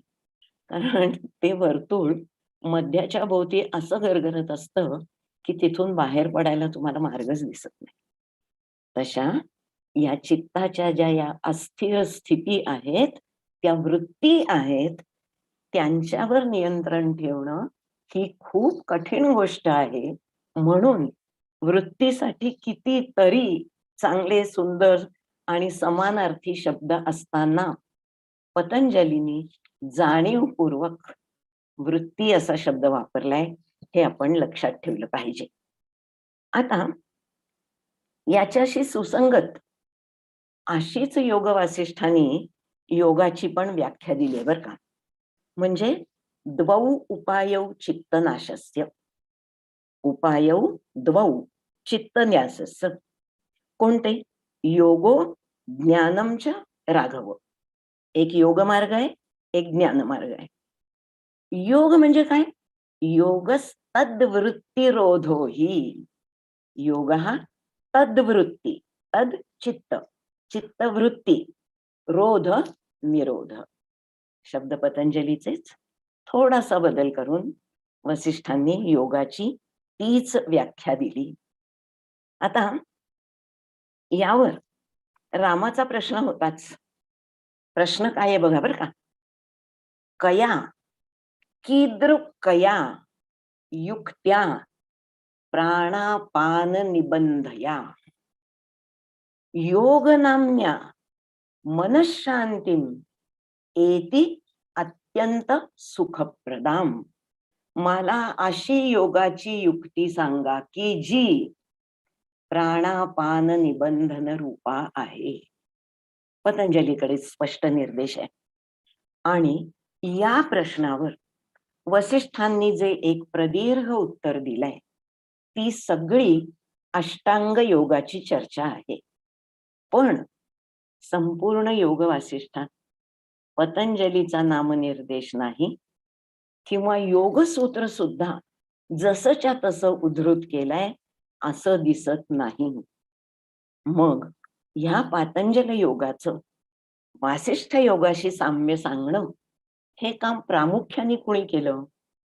तर पातंजल योगसूत्रांचा अभ्यास करणारे आणि पातंजल दर्शनावर काही लिहिणारे असे जे अभ्यासक होते, त्यांनी ही अशी साम्यस्थळं शोधून काढली आहेत. त्यातले पु. देशपांडे म्हणून एक अभ्यासक आहे. त्यांचं खरा पातंजल योग या नावाचं पुस्तक आहे. दुसरे आहे कृ. कोल्हटकर. त्यांनी पातंजल योग दर्शन या नावाचं पुस्तक लिहिलंय. आणि सांगायचा मुद्दा असा आहे की हे दोघही जण पतंजलीच्या सूत्राचं विवेचन किंवा व्याख्यान करत असताना कायम योग वासिष्ठातली उदाहरणं देत आहेत. योग ही तपस्यात्मक जीवनरीत आहे. योगाचा व्यावहारिक उपयोग करायचा आहे. अद्वैताची प्रचिती साक्षात्कारानेच होते, ती अष्टांग योगाच्या आचरणाने साध्य होते. अद्वैत वेदांत हे प्रमेयात्मक अंग आहे. कुणाचं? ब्रह्मविद्येचं. पण अष्टांग योग हे ब्रह्मविद्येचं प्रायोगिक अंग आहे. आणि म्हणून पातंजल योगाचा प्रसार आणि प्रचार करण्याचं काम योग वासिष्ठांनी केलंय असं आपल्याला दिसतं. पण हा योग म्हणजे देहदंडात्मक तपस्या नाही, तर श्रुतींनी म्हटल्याप्रमाणे यस्य ज्ञानमयम तपः, अशी श्रुती गर्भित अशी ज्ञानाची अवस्था आहे. हा खरा पातंजल योग आहे. योगाविषयीची अनेक वचनं आपण ऐकली आहेत. ताम योगमिति मन्यन्ते स्थिराम इंद्रिय धारणाम. हे योगाविषयीचं वचन आपल्याला माहिती आहे. त्याच पद्धतीनं गीतेच्या टीकेत म्हणजे ज्ञानेश्वरीमध्ये या योगाबद्दल बोलताना ज्ञानेश्वरांनी इतके सुंदर शब्द वापरलेत. अर्जुना समत्व चित्ताचे, अर्जुना समत्व चित्ताचे, तेची सार जाण योगाचे. योग म्हणजे काही नाही, चित्ताची मनाची समाहित स्थिर अवस्था म्हणजे योग. आता हा योग साध्यही होता आणि पतंजलीच्या याच्यात त्याकडे पोचण्याचं, त्या साध्याकडे पोचण्याचं साधनही होता. पण योग वासिष्ठानं काय केलं की साध्य आणि साधन यांचा मेळ घालून एक विलक्षण उत्कृष्ट अशा प्रकारचं मिश्रण नव्हे, संयोग बनवलं.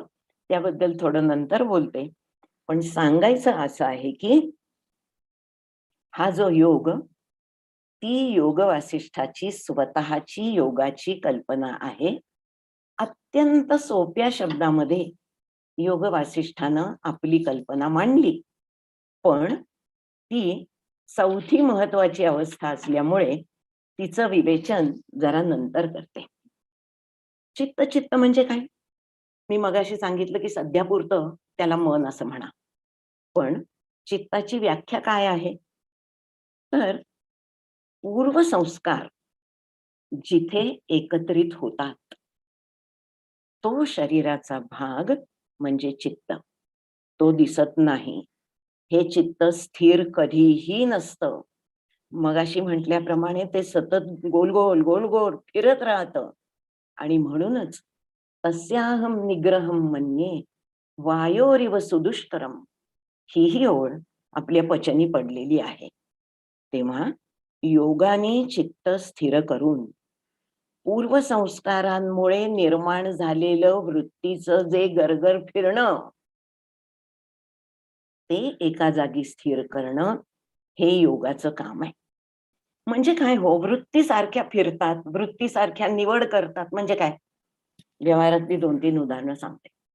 सकाळी उठल्याबरोबर ब्रशवर पेस्ट घेताना कोलगेट घेऊ, सेन्सोडाईन घेऊ, का विको वज्रदंती घेऊ, का आता पतंजलीची नवीन टूथपेस्ट आली आहे बघा, पतंजलीची नवी टूथपेस्ट आली आहे म्हणजे योग गेला बाजूला.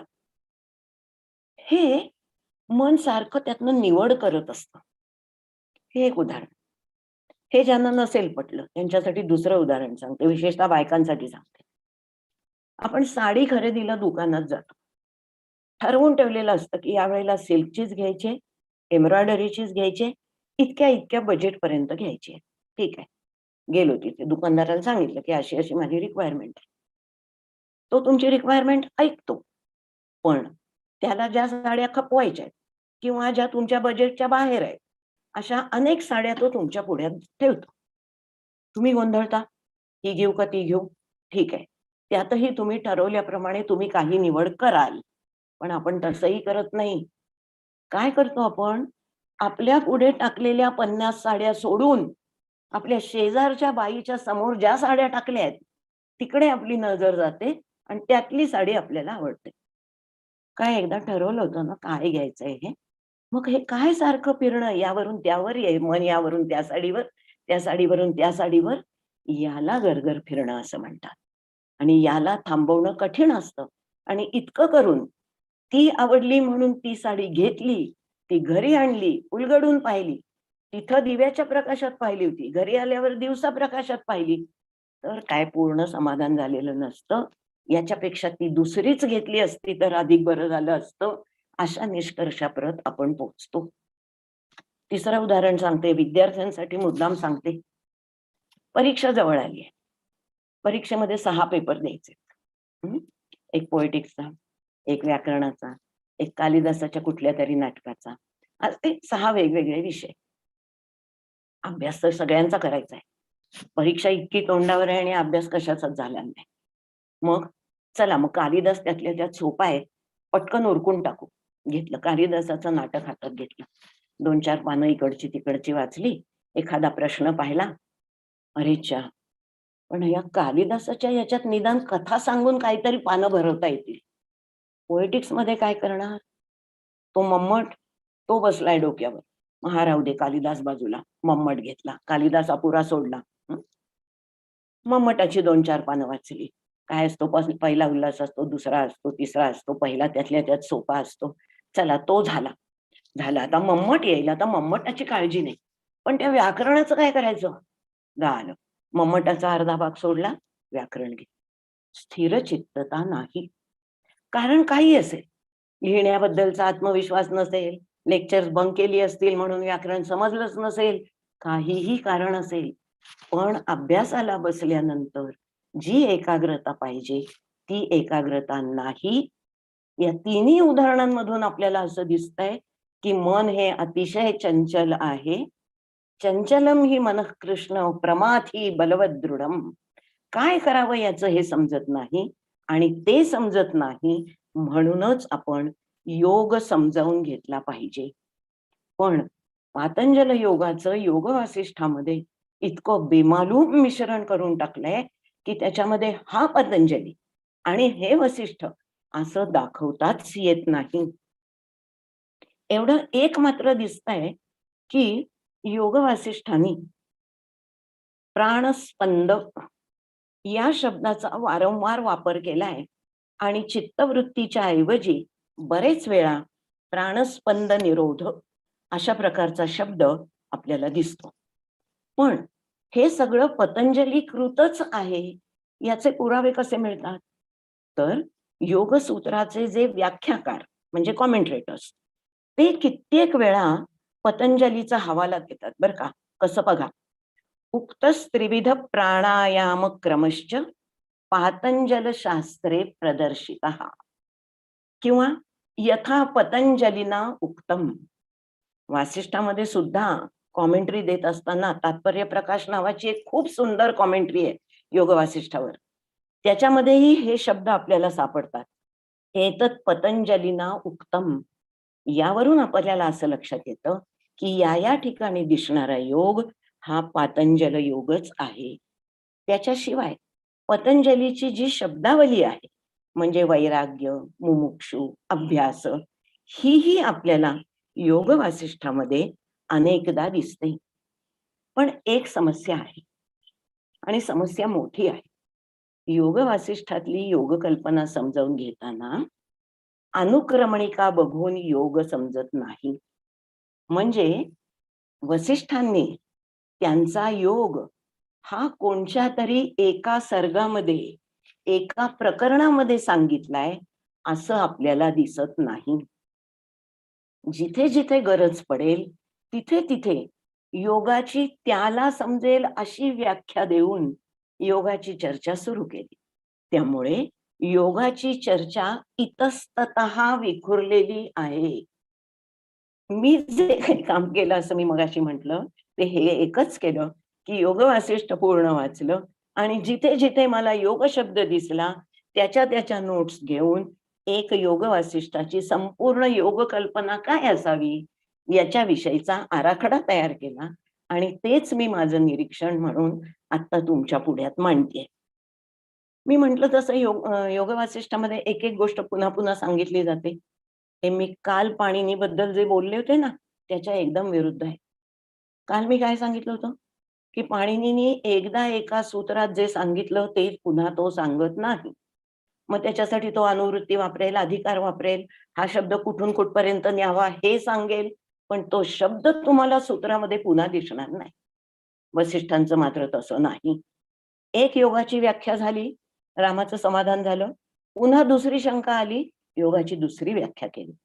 या व्याख्या परस्पर विरोधी नव्हेत बरं का, पण या व्याख्यांमधले शब्द बदलून तीच संकल्पना पुन्हा पुन्हा जनतेच्या मनावर ठसेल अशा प्रकारची ही वासिष्ठांची रचना आहे, हे आपल्याला स्पष्ट दिसत आहे.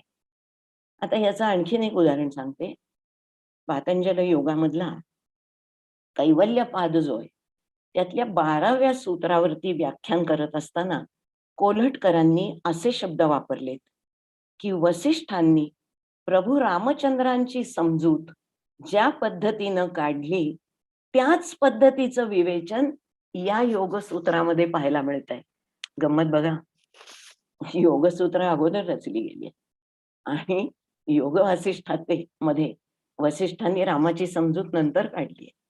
पण लिहिणाऱ्याला या दोघांमधलं साम्य इतकं विलक्षण वाटलंय की त्यांनी त्याच्यातल्या काळाच्या पौर्वापौर्याचा फारसा विचारच केलेला नाही. आता इथपर्यंत पातंजल योग, त्याचं का शिरकाव झाला योग वासिष्ठात, हे सगळं पाहिलं. आता योग वासिष्ठाची स्वतःची योग कल्पना काय याबद्दल सांगते. मी म्हटलं तसं पूर्ण योग वासिष्ठ वाचल्याशिवाय योग वासिष्ठातल्या योग कल्पनेचा अभ्यास पूर्ण झाला असं म्हणताच येत नाही. अगदी सोप्या शब्दात योगाची व्याख्या अगदी सुरुवातीला जी केली आहे तिथपासूनच मीही सुरू करते. संसारोत्तरणे युक्तिर् योग शब्देन कथ्यते. पतंजली योगाची काहीही व्याख्या करू, वसिष्ठांनी सरळ सरळ सांगितलं, हा संसार तरून जाण्याची जी सोपी युक्ती तिला योग म्हणतात. त्या योगाला तुम्ही काय हवं ते नाव द्या, राजयोग म्हणा, मंत्रयोग म्हणा, हठयोग म्हणा, नाहीतर पातंजल योग म्हणा. ही संसार तरून जाण्याची युक्ती आहे. आणि ती कशी आहे? ताम विधी द्विप्रकाराम तम चित्तोपशमधर्मिणी. या युक्तीचे दोन प्रकार आहेत. तिचं उद्दिष्ट एकच आहे, चित्ताचा उपशम, मनशांती, हे या युक्तीचं ध्येय आहे. तेव्हा पहिला श्लोक असं सांगतो, संसारोत्तरणे युक्तिर् योग शब्देन कथ्यते ताम विधी द्विप्रकाराम ताम चित्तोपशम धर्मिणी. यातही चित्तोपशम आपल्याला पातंजल योगाची आठवण करून देतोच. आता दुसरा श्लोक बघा, खूप छान श्लोक आहे. महानुभाव संपर्कात संसार अर्णव लंघने. संसार हा अर्णव आहे, हा तो पार करून जायचा आहे. मग महानुभाव संपर्कात संसारार्णव लंघने युक्तीस संप्राप्यते राम दृढा नौरिव नाविकात. आता जी उपमा दिली आहे ना, दृढा नौ, ती खूप महत्वाची आहे. का महत्वाची आहे? तुमच्यापैकी कित्येकांनी निरुक्ताचा अभ्यास केलाय. तिथे आपल्याला कौत्स नावाचा वेदमंत्रांना विरोध करणारा, किंबहुना वैदिक संस्कृतीचाच विरोधक असलेला असा एक शिष्य भेटतो. आणि तिथे काय वर्णन आलंय? त्या यज्ञीय संस्कृतीवरती प्रहार करत असताना काय म्हटलंय तिथे? प्लवाय हेते अदृढा यज्ञ रूपा. हे जे यांचे यज्ञ विज्ञ जे काही आहेत ना, ती फुटकी होडकी आहेत, त्यांच्या साह्याने हा संसार करून जाता येत नाही. वेदांना विरोध.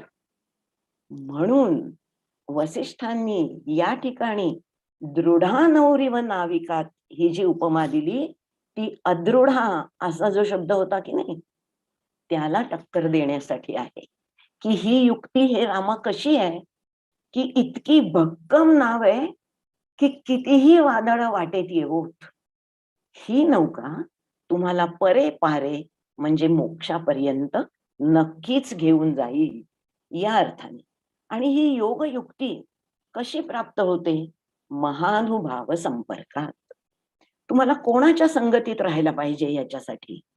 महानुभाव म्हणजे कोण? आध्यात्मिक प्रगती साध्य झालेली व्यक्ती. सत्संगती, सुजन संगती, शास्त्राभ्यास या सगळ्या ज्या वेळेला योगाच्या साह्याला उपलब्ध होता, त्यावेळेला योग मार्ग हा कठीण राहत नाही. आणि म्हणून ते साध्य असलेला योग, पतंजलीचं साधन असलेला योग, असं मिळून योग वासिष्ठानं स्वतःची व्याख्या करत असताना साध्य साधन रूप योग असं शीर्षक त्यांच्या योगाला दिलं. साध्य साधन रूप. आता अजून एक तुम्हाला व्यवहारातलं आपल्या अगदी जवळचं उदाहरण देते. योग मार्गाचा साधक होणं ही गोष्ट काही सोपी नाही आहे हो. याच्यासाठीच उदाहरण देते की माझ्या पिढीची जी मंडळी आहे किंवा माझ्यापेक्षा आणखी थोडी वयाने मोठी सुद्धा, त्यांच्या हातात मोबाईल किंवा लॅपटॉप याच्यासारखी साधनं फार उशिरा आली. मुळात या साधनांचा वापर कसा करायचा हेच शिकून घेणं हे आमच्यासाठी साध्य होतं. मग या सगळ्या ज्या युक्ती आहेत, ही जी सगळी साधनं आहेत, त्यांचा वापर करण्याची युक्ती समजल्यावर, म्हणजे साधन हातात आल्यावर, त्याच्यावरती मास्टरी मिळवल्यावर, म्हणजे सो कॉल्ड मास्टरी पण मिळवल्यावर, आता लॅपटॉप कसा वापरायचा हे समजायला लागलं. मग त्याचा वापर पुढच्या संशोधनासाठी करणं, मग काय पॉवर पॉइंट, मग काय ब्राउझिंग, मग काय अमुक, मग काय ऑनलाईन, हे सगळं करण्यासाठी अगोदर काय करायला लागलं, तर लॅपटॉपची कार्यप्रणाली समजावून घ्यायला लागली. त्यावेळेला हे शिकणं हेच साध्य होतं. योगाची स्थिती नेमकी तशीच आहे.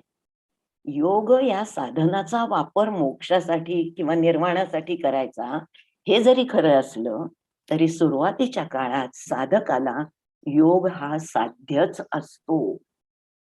एकदा त्या योग साधनेचा अनुभव आला, त्याच्यामध्ये कौशल्य प्राप्त झालं, की मग त्याचा साधन म्हणून वापर करायचा. आणि मग तुम्हाला काय मोक्ष करायचंय, संशोधन करायचंय, जे काही करायचंय ते नंतर करायचं. म्हणून योगाचं स्वरूप हे दोन प्रकारचं आहे, द्विरूप आहे. काल आपण पाणिनीच्या द्विरूप कोशासंबंधी बोललो होतो की नाही, तसं हा योगच मुळात द्विरूप आहे, असं योग वासिष्ठाचं म्हणणं आहे. आता बघा, संस्कृतची एक अशी आणखी परंपरा आहे की अगदी सुरुवातीलाच एखाद्या ग्रंथाचं अनुबंध चतुष्टय लिहिलं जातं. म्हणजे काय, की हा ग्रंथ कोणासाठी आहे, कोणी वाचावा, याचा अधिकारी कोण, विषय काय, संबंध काय, प्रयोजन काय, या चार गोष्टी म्हणजे अनुबंध चतुष्टय. वसिष्ठांना याची कल्पना आहे. निदान योग वासिष्ठाची जेव्हा रचना झाली असेल, त्यावेळेला हे अनुबंध चतुष्टय यात घातलं गेलं. हं? तो श्लोक ऐका, खूप सोपा आणि छान श्लोक आहे. अहम बद्धो, मी बांधलेला आहे, विमुक्तः स्याम, पण मुक्त होण्याची माझी इच्छा आहे. इति यस्यास्ति निश्चयः, असा ज्याने निश्चय केला आहे. नात्यंतमज्ञो, अत्यंत अज्ञ नको, समजलं पाहिजे काय बोललाय, काय वाचताय ते कळलं पाहिजे. नो तज्ञ, पलीकडे पोचलेलाही नको. नात्यंतमज्ञो नो तज्ञ सोस्मिन शास्त्रेधिकारवान, त्याने हे शास्त्र वाचायचं आहे. आता हे म्हणत असताना चार महत्वाच्या गोष्टी याच्यामध्ये गृहीत धरलेल्या आहेत. या एका श्लोकामध्ये चार गृहीतक आहेत. कोणकोणती पहा. पहिली पायरी आहे ती जाणीवेची. कोणती जाणीव हो? अहम बद्ध, मी अडकलोय, मी बांधलोय, कसल्या तरी पाशांनी मला जखडलंय. पण मला ही जाणीव झालीये, कमीत कमी, जी आपल्याला फारशी कोणाला होत नाही, की आम्ही या संसारामध्ये बांधले गेलोय. वी एन्जॉय, आपल्याला आनंद होत असतो. दुःख आलं तेवढ्यापुरतं निभावलं, सुखी असतो. सुख येत आहे, दुःख येत आहे, आपण काही संसारातून बाजूला होत नाही, कारण अहम बद्ध ही जाणीवच अद्यापपर्यंत झालेली नाही. दुसरी पायरी, की हा संसार ही रमण्याची गोष्टच नाहीये, हे मनाला अगोदर पटलं पाहिजे, हा निश्चय झाला पाहिजे, आणि तरच मला यातून बाहेर पडायचं आहे, या निश्चयाच्या पायरीपर्यंत आपण पोचू. तिसरी पायरी, निश्चय केला. पुष्कळदा आपण निश्चय करतो. दर 1 जानेवारीला निश्चय, मकर संक्रांतीला निश्चय, वाढदिवसाच्या दिवशी निश्चय. निश्चयांचे मुहूर्त अनेक असतात. 3-4 दिवस ते निश्चय पाळले जातात. पुन्हा ये रे माझ्या मागल्या, पुन्हा नव्या वाढदिवसाला जुनाच निश्चय. तर निश्चयाच्या कार्यवाहीसाठी उपाय शोधणं ही तिसरी पायरी आहे. आणि चौथी महत्वाची पायरी म्हणजे या सगळ्यातून बाहेर पडण्यासाठी योगयुक्तीचा स्वीकार करणं आणि योग मार्गाचा साधक बनणं. एका श्लोकामध्ये या 4 गोष्टींचा महत्वाचा विचार केला. योगमार्ग पण काही सोपा नाही बरं का. एक मार्ग ज्ञानमार्ग आहे, तो सोपा नाहीच नाही. पण त्यातल्या त्यात या दोघांमध्ये मग योग मार्ग याच्यासाठी काही प्रयत्न केले तर काम होऊ शकतं. म्हणून हा साध्य साधन रूप योग हा जीवात्मा परमात्मा संबंधांचं ज्ञान करून देण्यासाठी म्हणजे मोक्षासाठी उपयोग पडेल अशी वसिष्ठांची धारणा आहे. आता दुसरी योग कल्पना. कल्पना बदलली नाही, कल्पना तीच आहे, तिचं प्रकटीकरण बदललं. अधिक तात्विक स्वरूपात ती त्यांनी मांडली. म्हणजे कोणची योग कल्पना? ज्ञान कर्म समुच्चय योग. योगाचे अनेक प्रकार मी तुम्हाला आतापर्यंत सांगितले आणि आपल्याला पूर्वीपासून माहित असलेला म्हणजे कर्मयोग, ज्ञानयोग, भक्तियोग हे आपल्याला माहित आहे. शंकराचार्यांनी ज्ञानयोगाचीच भलावण केली हेही आपल्याला माहित आहे. ज्ञानान मोक्षासारखी वचनं आपली तोंडपाठ आहेत. हे जरी खरं असलं तरी आत्मज्ञान हा जो एक मार्ग आहे तो सहज साध्य नाही. वसिष्ठ, जनक, श्रीकृष्ण, राम स्वतः हे या मार्गाचे उपासक होते. त्या मार्गाने खरोखर त्यांना ज्ञानप्राप्ती झाली. पण सामान्य माणसाला हा मार्ग सोपा नाही. त्याला योग मार्गाचाच अवलंब करावा लागतो. पण एकटा योगही नाही. योग प्राप्ती झाली म्हणून कर्म सोडलं असं चालणार नाही. तेव्हा ज्ञान कर्म समुच्चय दोघांचं एकत्रीकरण असलेला योग हे योग वासिष्ठाच्या योग कल्पनेचं व्यवच्छेदक लक्षण आहे. हे समजावून सांगण्यासाठी एक अतिशय सुंदर उपमा योग वासिष्ठात आली आहे. ती अशी: उभाभ्यामेव पक्षाभ्याम यथा खे पक्षिणाम गती. आकाशात पक्षी उडतो तेव्हा तो दोन्ही पंख फैलावतो, समांतर फैलावतो, त्या दोघांमध्ये समतोल साधतो आणि म्हणूनच त्याची आकाशातली गती ही सुस्थितीत पुढे जात असते. तथैव त्याचप्रमाणे ज्ञान कर्मभ्याम जायते परमं पदम. एकट्या ज्ञानानं होणार नाही, एकट्या कर्मानं होणार नाही, तर रामाला उपदेश केलाय कर्माचा सुद्धा ही लक्षात ठेवण्याजोगी गोष्ट आहे. कारण या उपदेशाची सुरुवात कुठे झाली होती? की मी राज्य स्वीकारणारच नाहीये, मला नको हे राज्य, मी जनतेची दुःख पाहू शकत नाही, अशा या सगळ्या नकारात्मक प्रवृत्तीला मागे सारून रामानं राज्य स्वीकारलं पाहिजे इथपर्यंत त्याची मनोवृत्ती घेऊन यायची.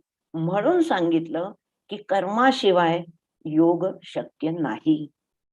म्हणून योगाची ही व्याख्या दिली आणि रामाला बजावलं. काय बजावलं? धर्मेण राज्य मनुपालय तीर्ण तृष्णा. तृष्णेला बाजूला ठेव, तिच्या पलीकडे जा, पण धर्मेण तुला तुझा धर्म आणि धर्मनिर्दिष्ट कर्म सोडता येणार नाही. राज्य करावंच लागेल. म्हणून तू कसं राज्य कर? अंतस्त्यागी बहिर्योगी लोके विहर राघव. तू कसं जायचंय या समाजामध्ये? मनातनं सगळ्या इच्छा दूर गेल्या पाहिजेत. पण लोकांमध्ये फिरत असताना मात्र तू अत्यंत हुशारीने वागलं पाहिजेस की तुझ्या मनातलं हे तीर्ण तृष्णत्व जे आहे ते लोकांच्या लक्षात येता कामा नये. अशा पद्धतीनं लोके विहर, याला मी म्हणते हरदासाची कथा मूळ पदावर आली ती अशा पद्धतीनं. आता या 2 महत्वाच्या योग कल्पनांशिवाय योग वासिष्ठांनी योगाच्या पुष्कळ व्याख्या दिल्या आहेत. या व्याख्यांचा प्रभाव योग वासिष्ठांनंतर जन्माला आलेल्या अनेक पंथांवर, संप्रदायांवर त्यांच्या वाङ्मयावर सुद्धा पडलेल्या दिसतात. नाथ संप्रदायावरती प्रभाव आहे, दत्त संप्रदायावरती आहे, महानुभावांवरती आहे, नागेशांवरती आहे, गाणपत्यांवरती आहे, रामदास पंथांवरती आहे. अशा पद्धतीनं योग वासिष्ठातल्या योग कल्पनेचा प्रभाव ती अत्यंत सोप्या शब्दात सांगितल्यामुळे जनमानसावरच नव्हे तर अत्यंत अभ्यासू असलेल्या अशा व्यक्तींवर सुद्धा पडला. एक छोटं उदाहरण सांगते, तुमच्या परिचयाचा श्लोक आहे म्हणून मुद्दाम सांगते. योगाने जनमानसामध्ये कोणतं परिवर्तन केलं त्याचं हे सुंदर उदाहरण आहे. तुम्हाला रामदासांचं वर्णन करणारा श्लोक आठवतोय का बघा. शुकासारिखे पूर्ण वैराग्य ज्याचे. वैराग्याच्या बाबतीत शुकमुनी. वसिष्ठापरी ज्ञान योगेश्वराचे. कुठला हा वसिष्ठ आणि कुठला हा योगेश्वर? योग वासिष्ठातला वसिष्ठ. वसिष्ठापरी ज्ञान योगेश्वराचे. कवी वाल्मिका सारिखा मान्य ऐसा. कवित्व कोणाचं? मूळ वाल्मिकीचं. हेच योग वासिष्ठाचं वर्णन आहे. पण या श्लोककारांनी हे सगळं वर्णन नमस्कार त्या सद्गुरु रामदासा असं म्हणून रामदासांपर्यंत पोहोचवलंय. आणि तुम्हाला माहितीये की रामदासांना मानवी गुरु कोणीही नाही. रामदास पंथीयांना गुरुची पूर्व परंपरा नाही. रामालाच रामदासांनी गुरु मानलं होतं आणि योग वासिष्ठालाच त्यांनी आपला गुरु ग्रंथ मानलं. असं आपण जेव्हा समर्थ संप्रदायाचा अभ्यास करतो तेव्हा आपल्याला स्पष्ट दिसतं. हे सहज जाता जाता सांगितलं. आज माझा पंथीय तत्वज्ञानावर योग वासिष्ठाचा काय प्रभाव आहे हा व्याख्यानाचा विषय नाही. पण जाता जाता लोकांना योग, योग वासिष्ठ, वाल्मिकी, वसिष्ठ यांचा सगळ्यांचा संबंध रामदासांशी कसा जोडावासा वाटतो हे आपल्याला माहीत असल्यामुळे एकदा मुद्दाम त्याची आठवण करून दिली. दत्त संप्रदायावरती सुद्धा योग वासिष्ठाचा खूप प्रभाव आहे आणि कित्येक शब्द पंक्ती तशाच्या तशा उचललेल्या आपल्याला दत्त पुराणामध्ये दिसतात. तिथे राजा कार्तवीर्य आणि साधक यांचा संवाद आहे. तिथे सुद्धा ज्या योगाच्या व्याख्या सांगितल्या आहेत त्या योग वासिष्ठातून घेतल्या. कोणत्या आहेत त्या व्याख्या? अवेदनम विदुर योगम. अवेदन. अवेदन म्हणजे वेदना नाहीशी होणं नव्हे. योगाने ती तर होतेच, पण वेदन म्हणजे संवेदना. मनाच्या संवेदना नाहीस करणं म्हणजे योग. सोपी व्याख्या. पुढच्या ज्या व्याख्या आहेत ना त्याच्यामध्ये आणि कसं की वियोग शब्दाचा वापर करून योगाची व्याख्या दिली आहे. कशी पहा. इच्छा विष विकारस्य वियोगम योग नामकम. इच्छा रूपी विषाचा म्हणजे हे विष कुठलं? विषय वैषम्य. हे जे विष त्याचा वियोग करणं म्हणजे त्याला मनातून काढून टाकणं म्हणजे योग आहे. अशी वसिष्ठांनी आणखी एक व्याख्या दिली. पुढच्या ठिकाणी ते म्हणतात तम विद्यात. तम विद्यात दुःख संयोग वियोगम योग संज्ञितम. योग संज्ञा कोणाला द्यायची? दुःखाचा सतत मनाशी असलेला जो संयोग तो दूर करण्याचा उपाय म्हणजे योग. चौथी व्याख्या वासना रूढ दुर्योगम वियोगम योगमादिश. गंमत बघा, दरवेळी योग शब्दाची व्याख्या करताना कशा ना कशाचा तरी वियोग व्हावा असंच वर्णन आलेलं आपल्याला दिसतं.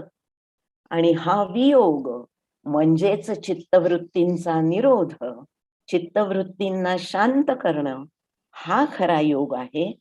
आता पुढचा आणि शेवटचा मुद्दा की हा योग आहे, तत्वज्ञान आहे, व्याख्या आहेत, उदाहरणं आहेत, सगळं ठीक आहे. याचा आम्ही व्यवहारात उपयोग कसा करू तेवढं सांगा. काल मी म्हटलं होतं की प्रत्येक संशोधनाचा हल्ली मॉडर्न रिलेव्हन्स म्हणजे याचा आधुनिक जगाशी संबंध कोणता? किंवा आम्हाला व्यवहारात तुमच्या संशोधनाचा उपयोग काय? अशा प्रकारचा प्रश्न कायम विचारला जातो. आणि ही गोष्ट काही आजचीच नाहीये.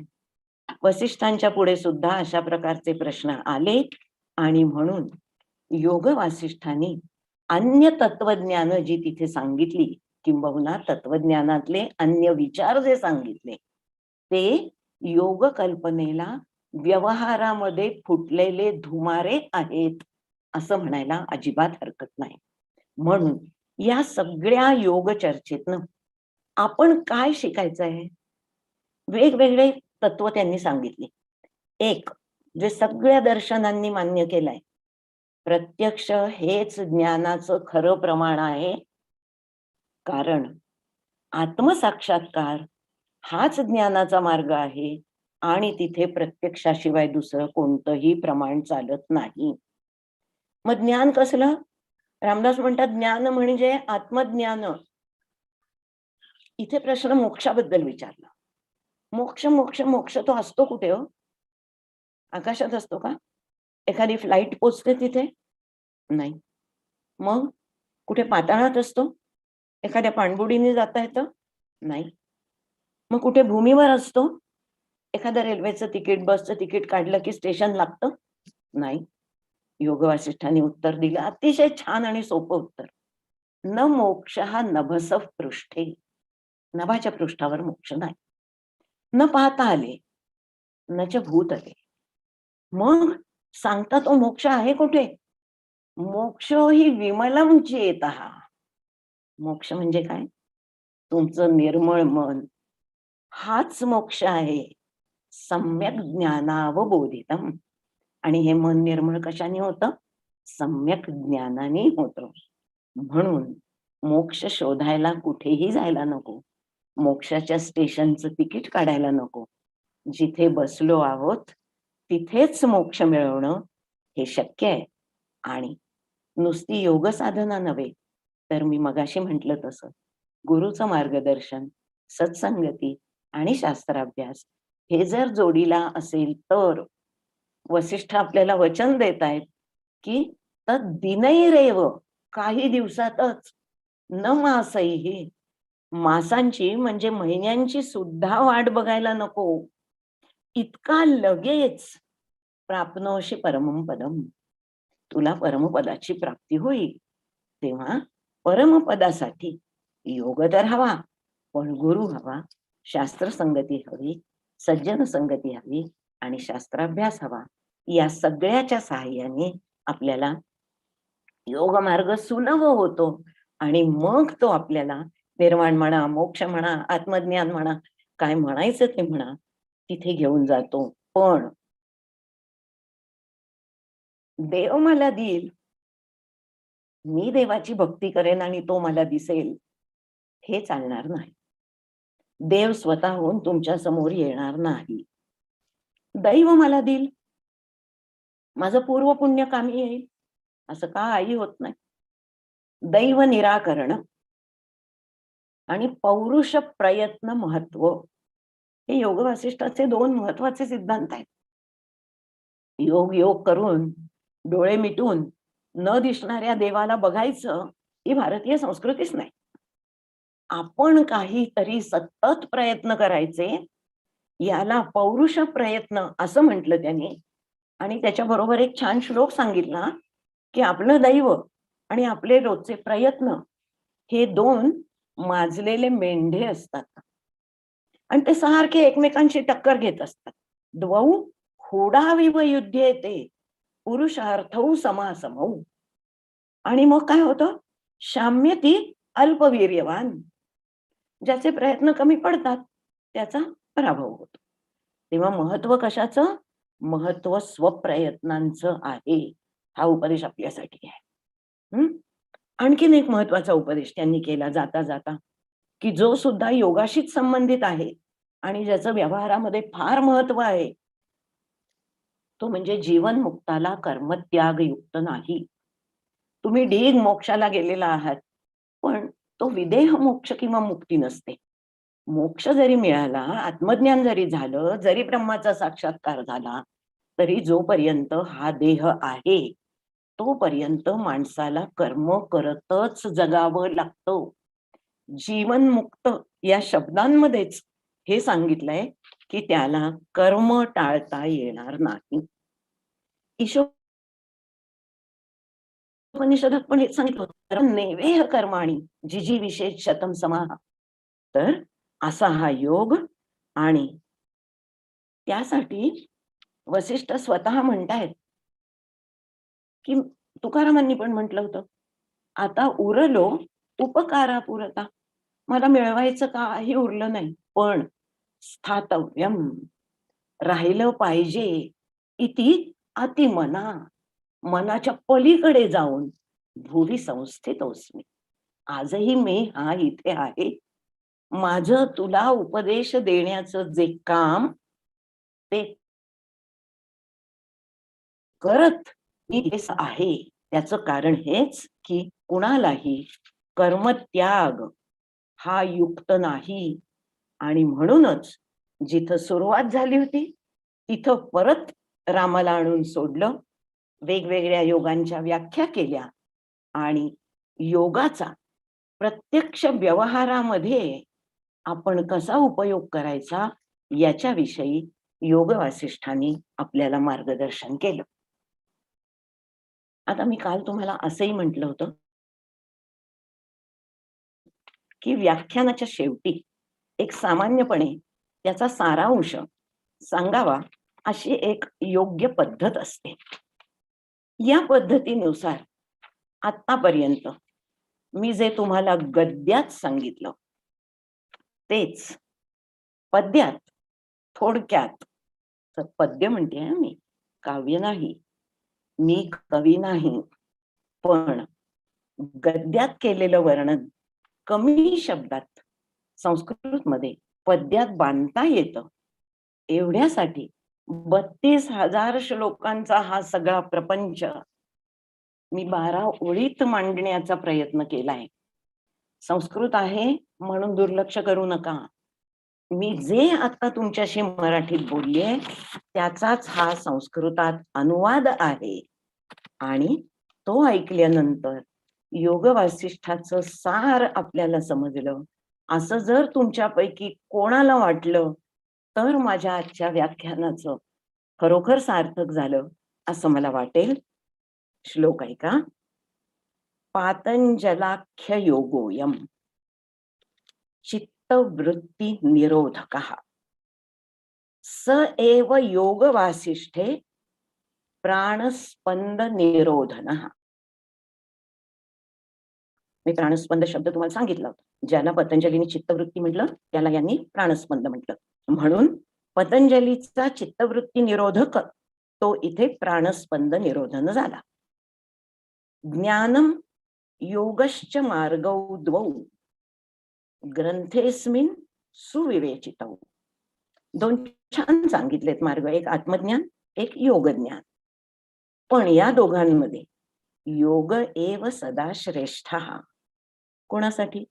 सामान्यानाम कृते महान. त्यांनी त्या आत्मज्ञानाच्या फंदात पडू नये. ते जरा कठीणच प्रकरण आहे, पण अभ्यासाने, अभ्यास म्हणजे स्टडी नाही हा, अभ्यास म्हणजे पुनरुक्ती, तेच तेच मनावर बिंबवणं म्हणजे अभ्यास. तर या अभ्यासाच्या मार्गाने सामान्य माणसाला सुद्धा योगयुक्ती हस्तगत करता येते. विज्ञायेदम स्वयं रामो. रामाला हे खरं कळलं, पण तो कसा होता? ज्ञानयोगित्व भागपी. तो स्वतः ज्ञानयोगी कॅटेगरीतला होता, पण त्यांनी भर दरबारात वसिष्ठांनी एवढं सांगितलं तेवढं प्रतिप्रश्न न करता, प्रश्न विचारले पण प्रतिप्रश्न न करता योग वासिष्ठ नीट ऐकून जाणून घेतलं. विज्ञायेयम सदा स्वयं रामो ज्ञान योगित्व भागपी श्रुतवान योग वासिष्ठम प्रजानाम हितकाम्यया. माझ्या निमित्तानं प्रजेचे डोळे उघडावेत म्हणून स्वतः रामाने सर्व वेळ दरबारात उपस्थित राहून पूर्ण योग वासिष्ठ ऐकून घेतलं. आता पतंजलीचं काय, त्यांनी आधी योगसूत्र रचली होती. पतंजली स्वयंचापी योगाय अवततार वै. पतंजलीनी पुन्हा एकदा अवतार घेतला. कोणाच्या रूपाने? वसिष्ठांच्या. म्हणजे आता योग वासिष्ठातले वसिष्ठ. पतंजली स्वयंचापी योगाय अवततारच सूत्राणाम श्लोक रूपेण योग वासिष्ठ मातनो. तेव्हा सूत्र रचली होती. आता त्याच सूत्रांचं श्लोकामध्ये रूपांतर केलं आणि योग सूत्रांच्या ऐवजी योग वासिष्ठाची रचना केली. पतंजली स्वयंचापी योगायावततारच सूत्राणाम श्लोक रूपेण योग वासिष्ठ मातनोत. पुढे सर्वे, आता तुमच्यासाठी शुभेच्छा बर का. सर्वे भवंत संप्राप्ताः. आपण सर्वजण इथे उपस्थित आहात. कसे? योग जिज्ञासवः खलु. तुमच्या मनात योगाविषयी काही ऐकून घ्यावं अशी जिज्ञासा निर्माण झाली, म्हणून तुम्ही या ठिकाणी संप्राप्त झालात. मग आता काय करा? ऐकलं तर खरं. एकवारं पठित्वा वै योग वासिष्ठम अद्भुतम. हे अद्भुत योग वासिष्ठ एकदा तरी वाचाच. म्हणजे काय होईल? योग प्लवम समारुह्य, योगरूपी नौकेवर आरूढ व्हाल. सांगितली होती ना व्याख्या, दृढा नौरिव नाविकात, तीच. योग प्लवम समारुह्य राम नाविक चोदितम. कोण? वल्हरी कोण तुमचा? राम तुमचा नाविक असेल. आणि मग मोक्ष तीरम समासाद्य चिरम नंदन्तु साधकाः.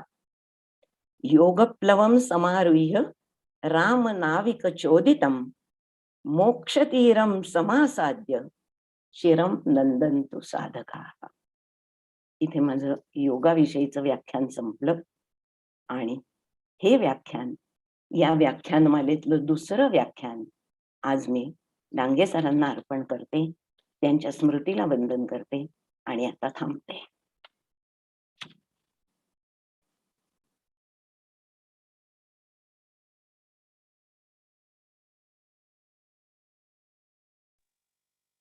काही प्रश्न असतील तर विचारू शकता.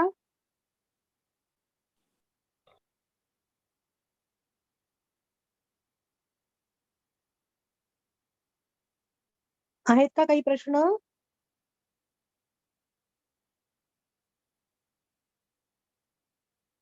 मला वाटतं श्रोत्यांच्या ज्या काही ग्रंथी आहेत त्या ग्रंथी ह्या अत्यंत विद्वत्तापूर्ण आणि येतात कॉमेंट्स. खूप सुंदर व्याख्यान, अतिव सुंदर व्याख्यान. कॉमेंट्स येतात त्यांना. म्हणजे विद्वत्तापूर्ण तर व्याख्यान झालंच, पण लालित्यपूर्णही होतं. आणि शेवटचा श्लोक तर शेवटच्या 12 ओळी होत्या ना त्या. तर त्या तर म्हणजे चेरी ऑन द केक. इतकं सुंदर व्याख्यान झालेलं आहे. धन्यवाद. तर मला वाटतं ह्यांना काही फारसे प्रश्न येस. खूप छान असा अजून एक आलेला आहे. खूपच सुंदर लेक्चर. मगाशी एक होता अतिव सुंदर. धन्यवाद. अशा कॉमेंट्स येत आहेत. कालचं पण कालच्याही लेक्चरच्या ग्रुपवरती कॉमेंट्स आलेल्या आहेत अशाच प्रकारच्या, की असं म्हणजे अजून म्हणजे हे संपू नये असं वाटलं. म्हणजे आता जेव्हा मी म्हटलं तर मॅडम म्हणाला की शेवटचा पुंता, तर म्हटलं अरे संपणार आता. तर खूप दिवसांनी आणि ऐकायला मिळालं. व्हेरी इन्फॉर्मेटिव्ह अँड ब्युटिफुल असं आहे. विद्या पवार यांनी म्हटलंय, अप्रतिम. उषा पेडणेकरांनी सांगितलंय. एक एक मंडळी येतात. आणि हा अनम्यूट अजय. हो मॅडम. हा अनम्यूट करायचंय का? काही प्रश्न असतील तर ज्यांना असतील त्यांनी हात जर त्यांचा वर केला तर मी त्यांना अनम्यूट करू शकतो. म्हणजे बाकीच्यांचा आवाज मध्ये हा, येणार नाही. गीतांजली मॅडमनी हात वरती केलाय. मी त्यांना करतो.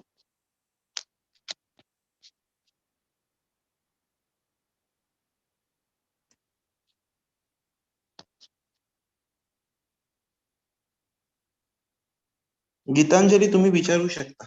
हा मॅडम, नमो नमो नमः. नमो नमः. मी काय प्रश्न विचारू मॅडम? तुम्हाला तर माहितीये योग वासिष्ठ आणि तुम्ही खरं म्हणजे तो वियोग करणारा ग्रंथ असला तरी त्याने आपण किती बांधलो हे मी आता नाही बोलू शकत, पण खूप सुंदर. मी आणखीन नव्याने तो ग्रंथ तुम्ही मला दाखवल्यात असं वाटायला लागले आता. मला श्रोत्यांना असं सांगायला आवडेल की गीतांजलीचा थिसिस हा योग वासिष्ठातली मनविषयक कल्पना आणि पाश्चिमात्यांची मनविषयक कल्पना यांच्या तुलनेवर आधारलेला असल्यामुळे गीतांजलीनी योग वासिष्ठ एकदा नव्हे तर तुकड्या तुकड्यात का होईना अनेकदा वाचलेलं असणार आहे आणि त्यामुळे तिला ते आज अधिक भावलं असेल, कारण मी जे सांगत होते ते सांगताना तिच्या मनातले ते श्लोक, तिच्या मनातले ते विचार हे जागृत झाले असतील. आणि हे लक्षात घेऊनच मी तुम्हाला सगळ्यांना अशी विनंती केली आहे की निदान एकदा तरी 32,000 श्लोक एका बैठकीत वाचून होणार नाहीत हे मलाही माहिती आहे, पण प्रसंगोपात्त सुरू तर करा. 2 श्लोक, 4 श्लोक यांचं मराठी भाषांतरही उपलब्ध आहे. तेव्हा ज्यांना कदाचित संस्कृत वाचण्या इतकं संस्कृत येत नसेल, योग कल्पना समजण्या इतकं संस्कृतचा अभ्यास नसेल, त्यांनी निदान मराठी भाषांतर वाचलं तरी त्यांच्यासाठी पुष्कळ फायदा होईल असं मला वाटतं. किंबहुना पातंजल योगाच्या अभ्यासाला सुरुवात करण्यापूर्वी प्रस्तावना म्हणून आपण योग वासिष्ठ मराठीतून वाचलं तर त्याचाही खूप फायदा होईल. बाई खूप सुंदर, म्हणजे खूपच सुंदर. मी आता काही जास्त बोलत नाही, फक्त एवढंच सांगेन की आमच्या वैद्य मॅडमच्या योग वासिष्ठ आणि पाणिनी अध्याय हे 2 नेत्र आहेत, पण त्या 2 नेत्रातून जसं आपल्याला एकच दिसतं तसं बाई ते एकच काय सांगत असतात. अगदी म्हणजे संस्कृत भागीरथीतील ही तीर्थस्थानं बाईंनी त्याच्यातलं सौंदर्य, बाईंनी त्यांची महती, त्यांची उपयोगिता, व्यावहारिक उपयोगिता, त्याच्यानंतर त्यांचं वैचारिक तत्वज्ञान, बाई खरंच इतकं लालित्य आणि इतकं रसाळ आहे ना की ते मी अभ्यासला हे केलं तरी सुद्धा पुन्हा मी नव्याने ते अगदी छान छान अनुभवलं, मजा आली. आणि धन्यवाद तुम्हाला, खूप खूप धन्यवाद.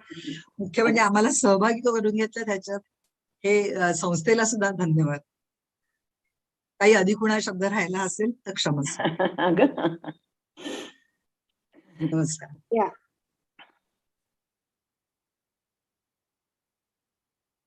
2 हात वरती आलेत अजय. हो हो, मी त्यांनाही करतोय unmute. विद्या पवार.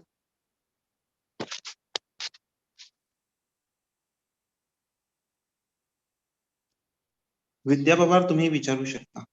हो. नमस्ते उमा मॅडम. नमस्ते. कालचा तुमचा पाणिनीचा लेक्चर आणि आजचा पण हा खूपच वैशिष्ट्यांचा खूपच सुंदर झाला. धन्यवाद. आणि खूप म्हणजे एकदम जे इन्फॉर्मेशन पहिल्यांदा कधीच आम्हाला पाणिनी बद्दल माहिती नव्हती ती, आणि आम्ही स्वतः योगा टीचर आहे. अरे वा. आणि सध्या संस्कृत पण शिकतोय युनिव्हर्सिटी मधून. अरे वा. तर आम्हाला योगा वसिष्ठ बुक म्हणजे वाचायचा खूप इंटरेस्ट आहे. आम्ही वाचलं नव्हतं पण आता खूप इच्छा झालीये. तर ते कोणत्या ऑथरचं, म्हणजे ऍज अ बिगिनर म्हणून आम्ही कोणत्या ऑथरचं आम्हाला सजेस्ट कराल, कोणतं वाचू दे आम्ही? योग वसिष्ठासंबंधी मराठी भाषांतर आहे हे मी आता सांगितलं, पण एक प्रचंड मोठी यादी आहे. सगळी पुस्तकं सोपी आहेत आणि आता तुम्हाला योग वासिष्ठ म्हणजे काय आहे याची कल्पना आल्यामुळे तुम्ही कोणतंही पुस्तक वाचलं किंबहुना सगळीही वाचलीत तर तुम्हाला योग मार्गासाठी चांगलंच मार्गदर्शन मिळेल. आणि मी पुढे जाऊन तुम्हाला अशी विनंती करेन की हा योग तुम्हाला एकदा नीट समजला म्हणजे जिथे जिथे तुम्ही योगाची व्याख्यानं किंवा प्रात्यक्षिकं घेता तिथे तिथे या योग वासिष्ठ पुस्तकाबद्दल माहिती सांगा आणि पातंजल योगाचं खरं रहस्य मनःशांतीमध्ये कसं आहे हे पण समाजापर्यंत पोहोचू दे. तरच आपण जो आता जगभर योग दिवस साजरा करतो तो केवळ 1000 लोकांनी योगासनं केली याच्यापुरता मर्यादित न राहता 1000 लोकांना योगाची संकल्पना समजली इथपर्यंत पोहोचला तर त्याचा आम्हाला अधिक आनंद होईल आणि प्रत्येक भारतीयाला त्याचा अभिमान वाटेल. मी तुम्हाला पुस्तकांची यादी WhatsApp वरती पाठवते. तुम्ही विद्यापीठामधल्या विभाग प्रमुखांकडून ती घेऊ शकता.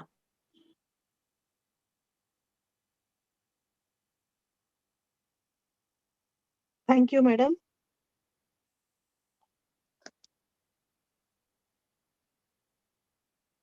तर मग आपण म्हणजे आपल्या लाडक्या वैद्य मॅडमनी वेळात वेळ काढून आणि त्यांचं बिझी शेड्यूल म्हणजे त्यांचा एक पाय पुण्यात आहे आणि एक पाय दिल्लीत आहे. त्या न्यू एज्युकेशन पॉलिसी जी आता इम्प्लिमेंट होणार आहे त्या इम्प्लिमेंटेशन कमिटीच्या अध्यक्ष आहेत. म्हणजे इतक्या बिझी असताना सुद्धा जेव्हा आम्ही सांगितलं की डांगे सरांचं नाव घेतलं आणि त्यांनी सांगितलं की मॅडम तुम्ही व्याख्यान द्याल का, तर त्या तात्काळ त्यांनी होकार दिला. कुठलेही आढेवेढे घेतले नाहीत की मला वेळच नाहीये, अमकं नाहीये. म्हणू शकतात ही मंडळी, पण तरी सुद्धा त्यांनी सरांचं नाव घेतल्यावरती त्यांनी लगेच होकार दिला आणि सरांचा विचार कुठे फिरत होता ते मुद्दे त्यांनी घेऊन त्यांनी व्याख्यानांची रचना केली. ही सुद्धा एक अतिशय चांगली गोष्ट आहे. खूप मोठी उपलब्धी आहे आणि इतकं रसाळ विवेचन केलेलं आहे. या पाणिनीचं मला थोडंच ऐकायला मिळालं, सगळं ऐकता नाही आलं, पण पाणिनीच्या पण लेक्चरचं इतकं सुंदर विवेचन. म्हणजे नुसतं टायटल पाणिनी म्हटलं की आपल्याला असं वाटलं असेल की किती आहेत, म्हणजे आवाका किती असेल, तर त्याचा 2 तास बोलण्या इतका प्रचंड आवाका त्यांनी त्या विषयाचा घेतला आणि लोकांसमोर आपल्या सगळ्या विद्यार्थ्यांसमोर त्यांनी तो विषय मांडला आणि ह्यातनं मला वाटतं पाणिनी विषयीची उत्सुकताही वाढली असेल आणि व्याकरणाविषयीची तितकीच उत्सुकता वाढली असेल की काय आहे व्याकरणशास्त्र हे आपण बघायला पाहिजे. तर मॅडम तुम्ही इथे उपस्थित राहिलात आणि वेळात वेळ काढून तुम्ही व्याख्यान दिलं. मला माहितीये तुम्हाला आवडणार नाही, पण तरी सुद्धा आम्ही अत्यंत कृतज्ञ आहोत आणि इतकं सुंदर व्याख्यान झालेलं आहे. दोन्ही व्याख्यान अतिशय सुंदर झाली. तर त्याबद्दल तुमचे मनःपूर्वक धन्यवाद. आणि त्यांच्या घरी नेट नव्हतं तर त्यांनी त्यांच्या भावाकडे जाऊन त्यांनी ती लेक्चर्स घेतलेली आहेत. म्हणजे मला असं म्हणायचंय की एक गोष्ट लक्षात ठेवा की आपण जेव्हा एखादी कमिट केलेली गोष्ट आहे ना, ती कमिट केलेली गोष्ट पूर्ण करायची हा सुद्धा धडा आपल्याला शिकायला मिळालेला आहे. हे आपण लक्षात घ्यायला पाहिजे. तर मॅडम तुमचे मनःपूर्वक आभार.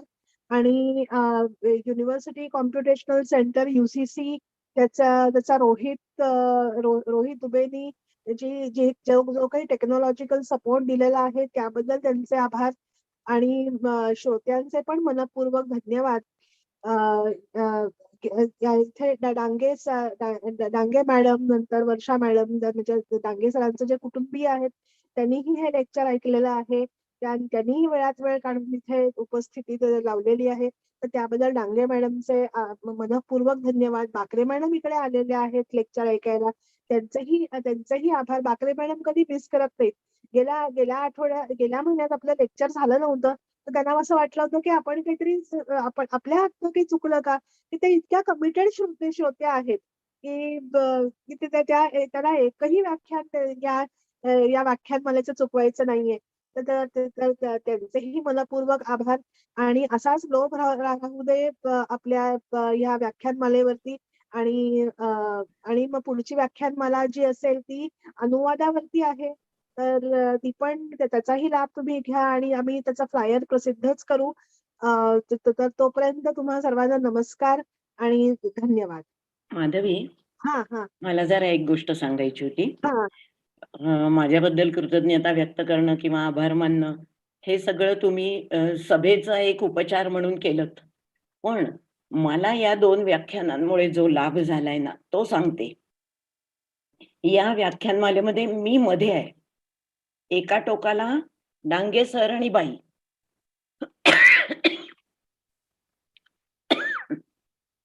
आणि दुसऱ्या टोकाला श्रोतृ वर्गामध्ये असलेले माझे विद्यार्थी. तेव्हा द्विर्बद्धम सुबद्धम भवती. एकीकडे मला माझ्या गुरूंनी बांधून ठेवलाय आणि दुसरीकडे मला माझ्या विद्यार्थ्यांनी बांधून ठेवलाय. असा हा द्विर्बंधनाचा योग आज मला प्राप्त झाला. याबद्दल मी संयोजकांची आभारी आहे आणि या दोन्ही टोकाला जी माणसं इथे स्थित आहेत त्यांच्याविषयी अत्यंत कृतज्ञ आहे. धन्यवाद. धन्यवाद. धन्यवाद. आपण पुढच्या महिन्यात परत भेटूया आणि पुढची व्याख्यानमाला जी आहे त्याचे डिटेल्स आम्ही अनाउन्स करू. धन्यवाद. ठीक आहे. धन्यवाद मॅडम, खूप छान झालं व्याख्यान. धन्यवाद. करूया, बंद करूया आता. थँक्यू मॅडम, खूप छान झालं. हो, अजय ऐकलं. हा, करू का? हो हो हो. ठीक आहे. डांगेबाई नमस्कार. बंद करतोय आपण.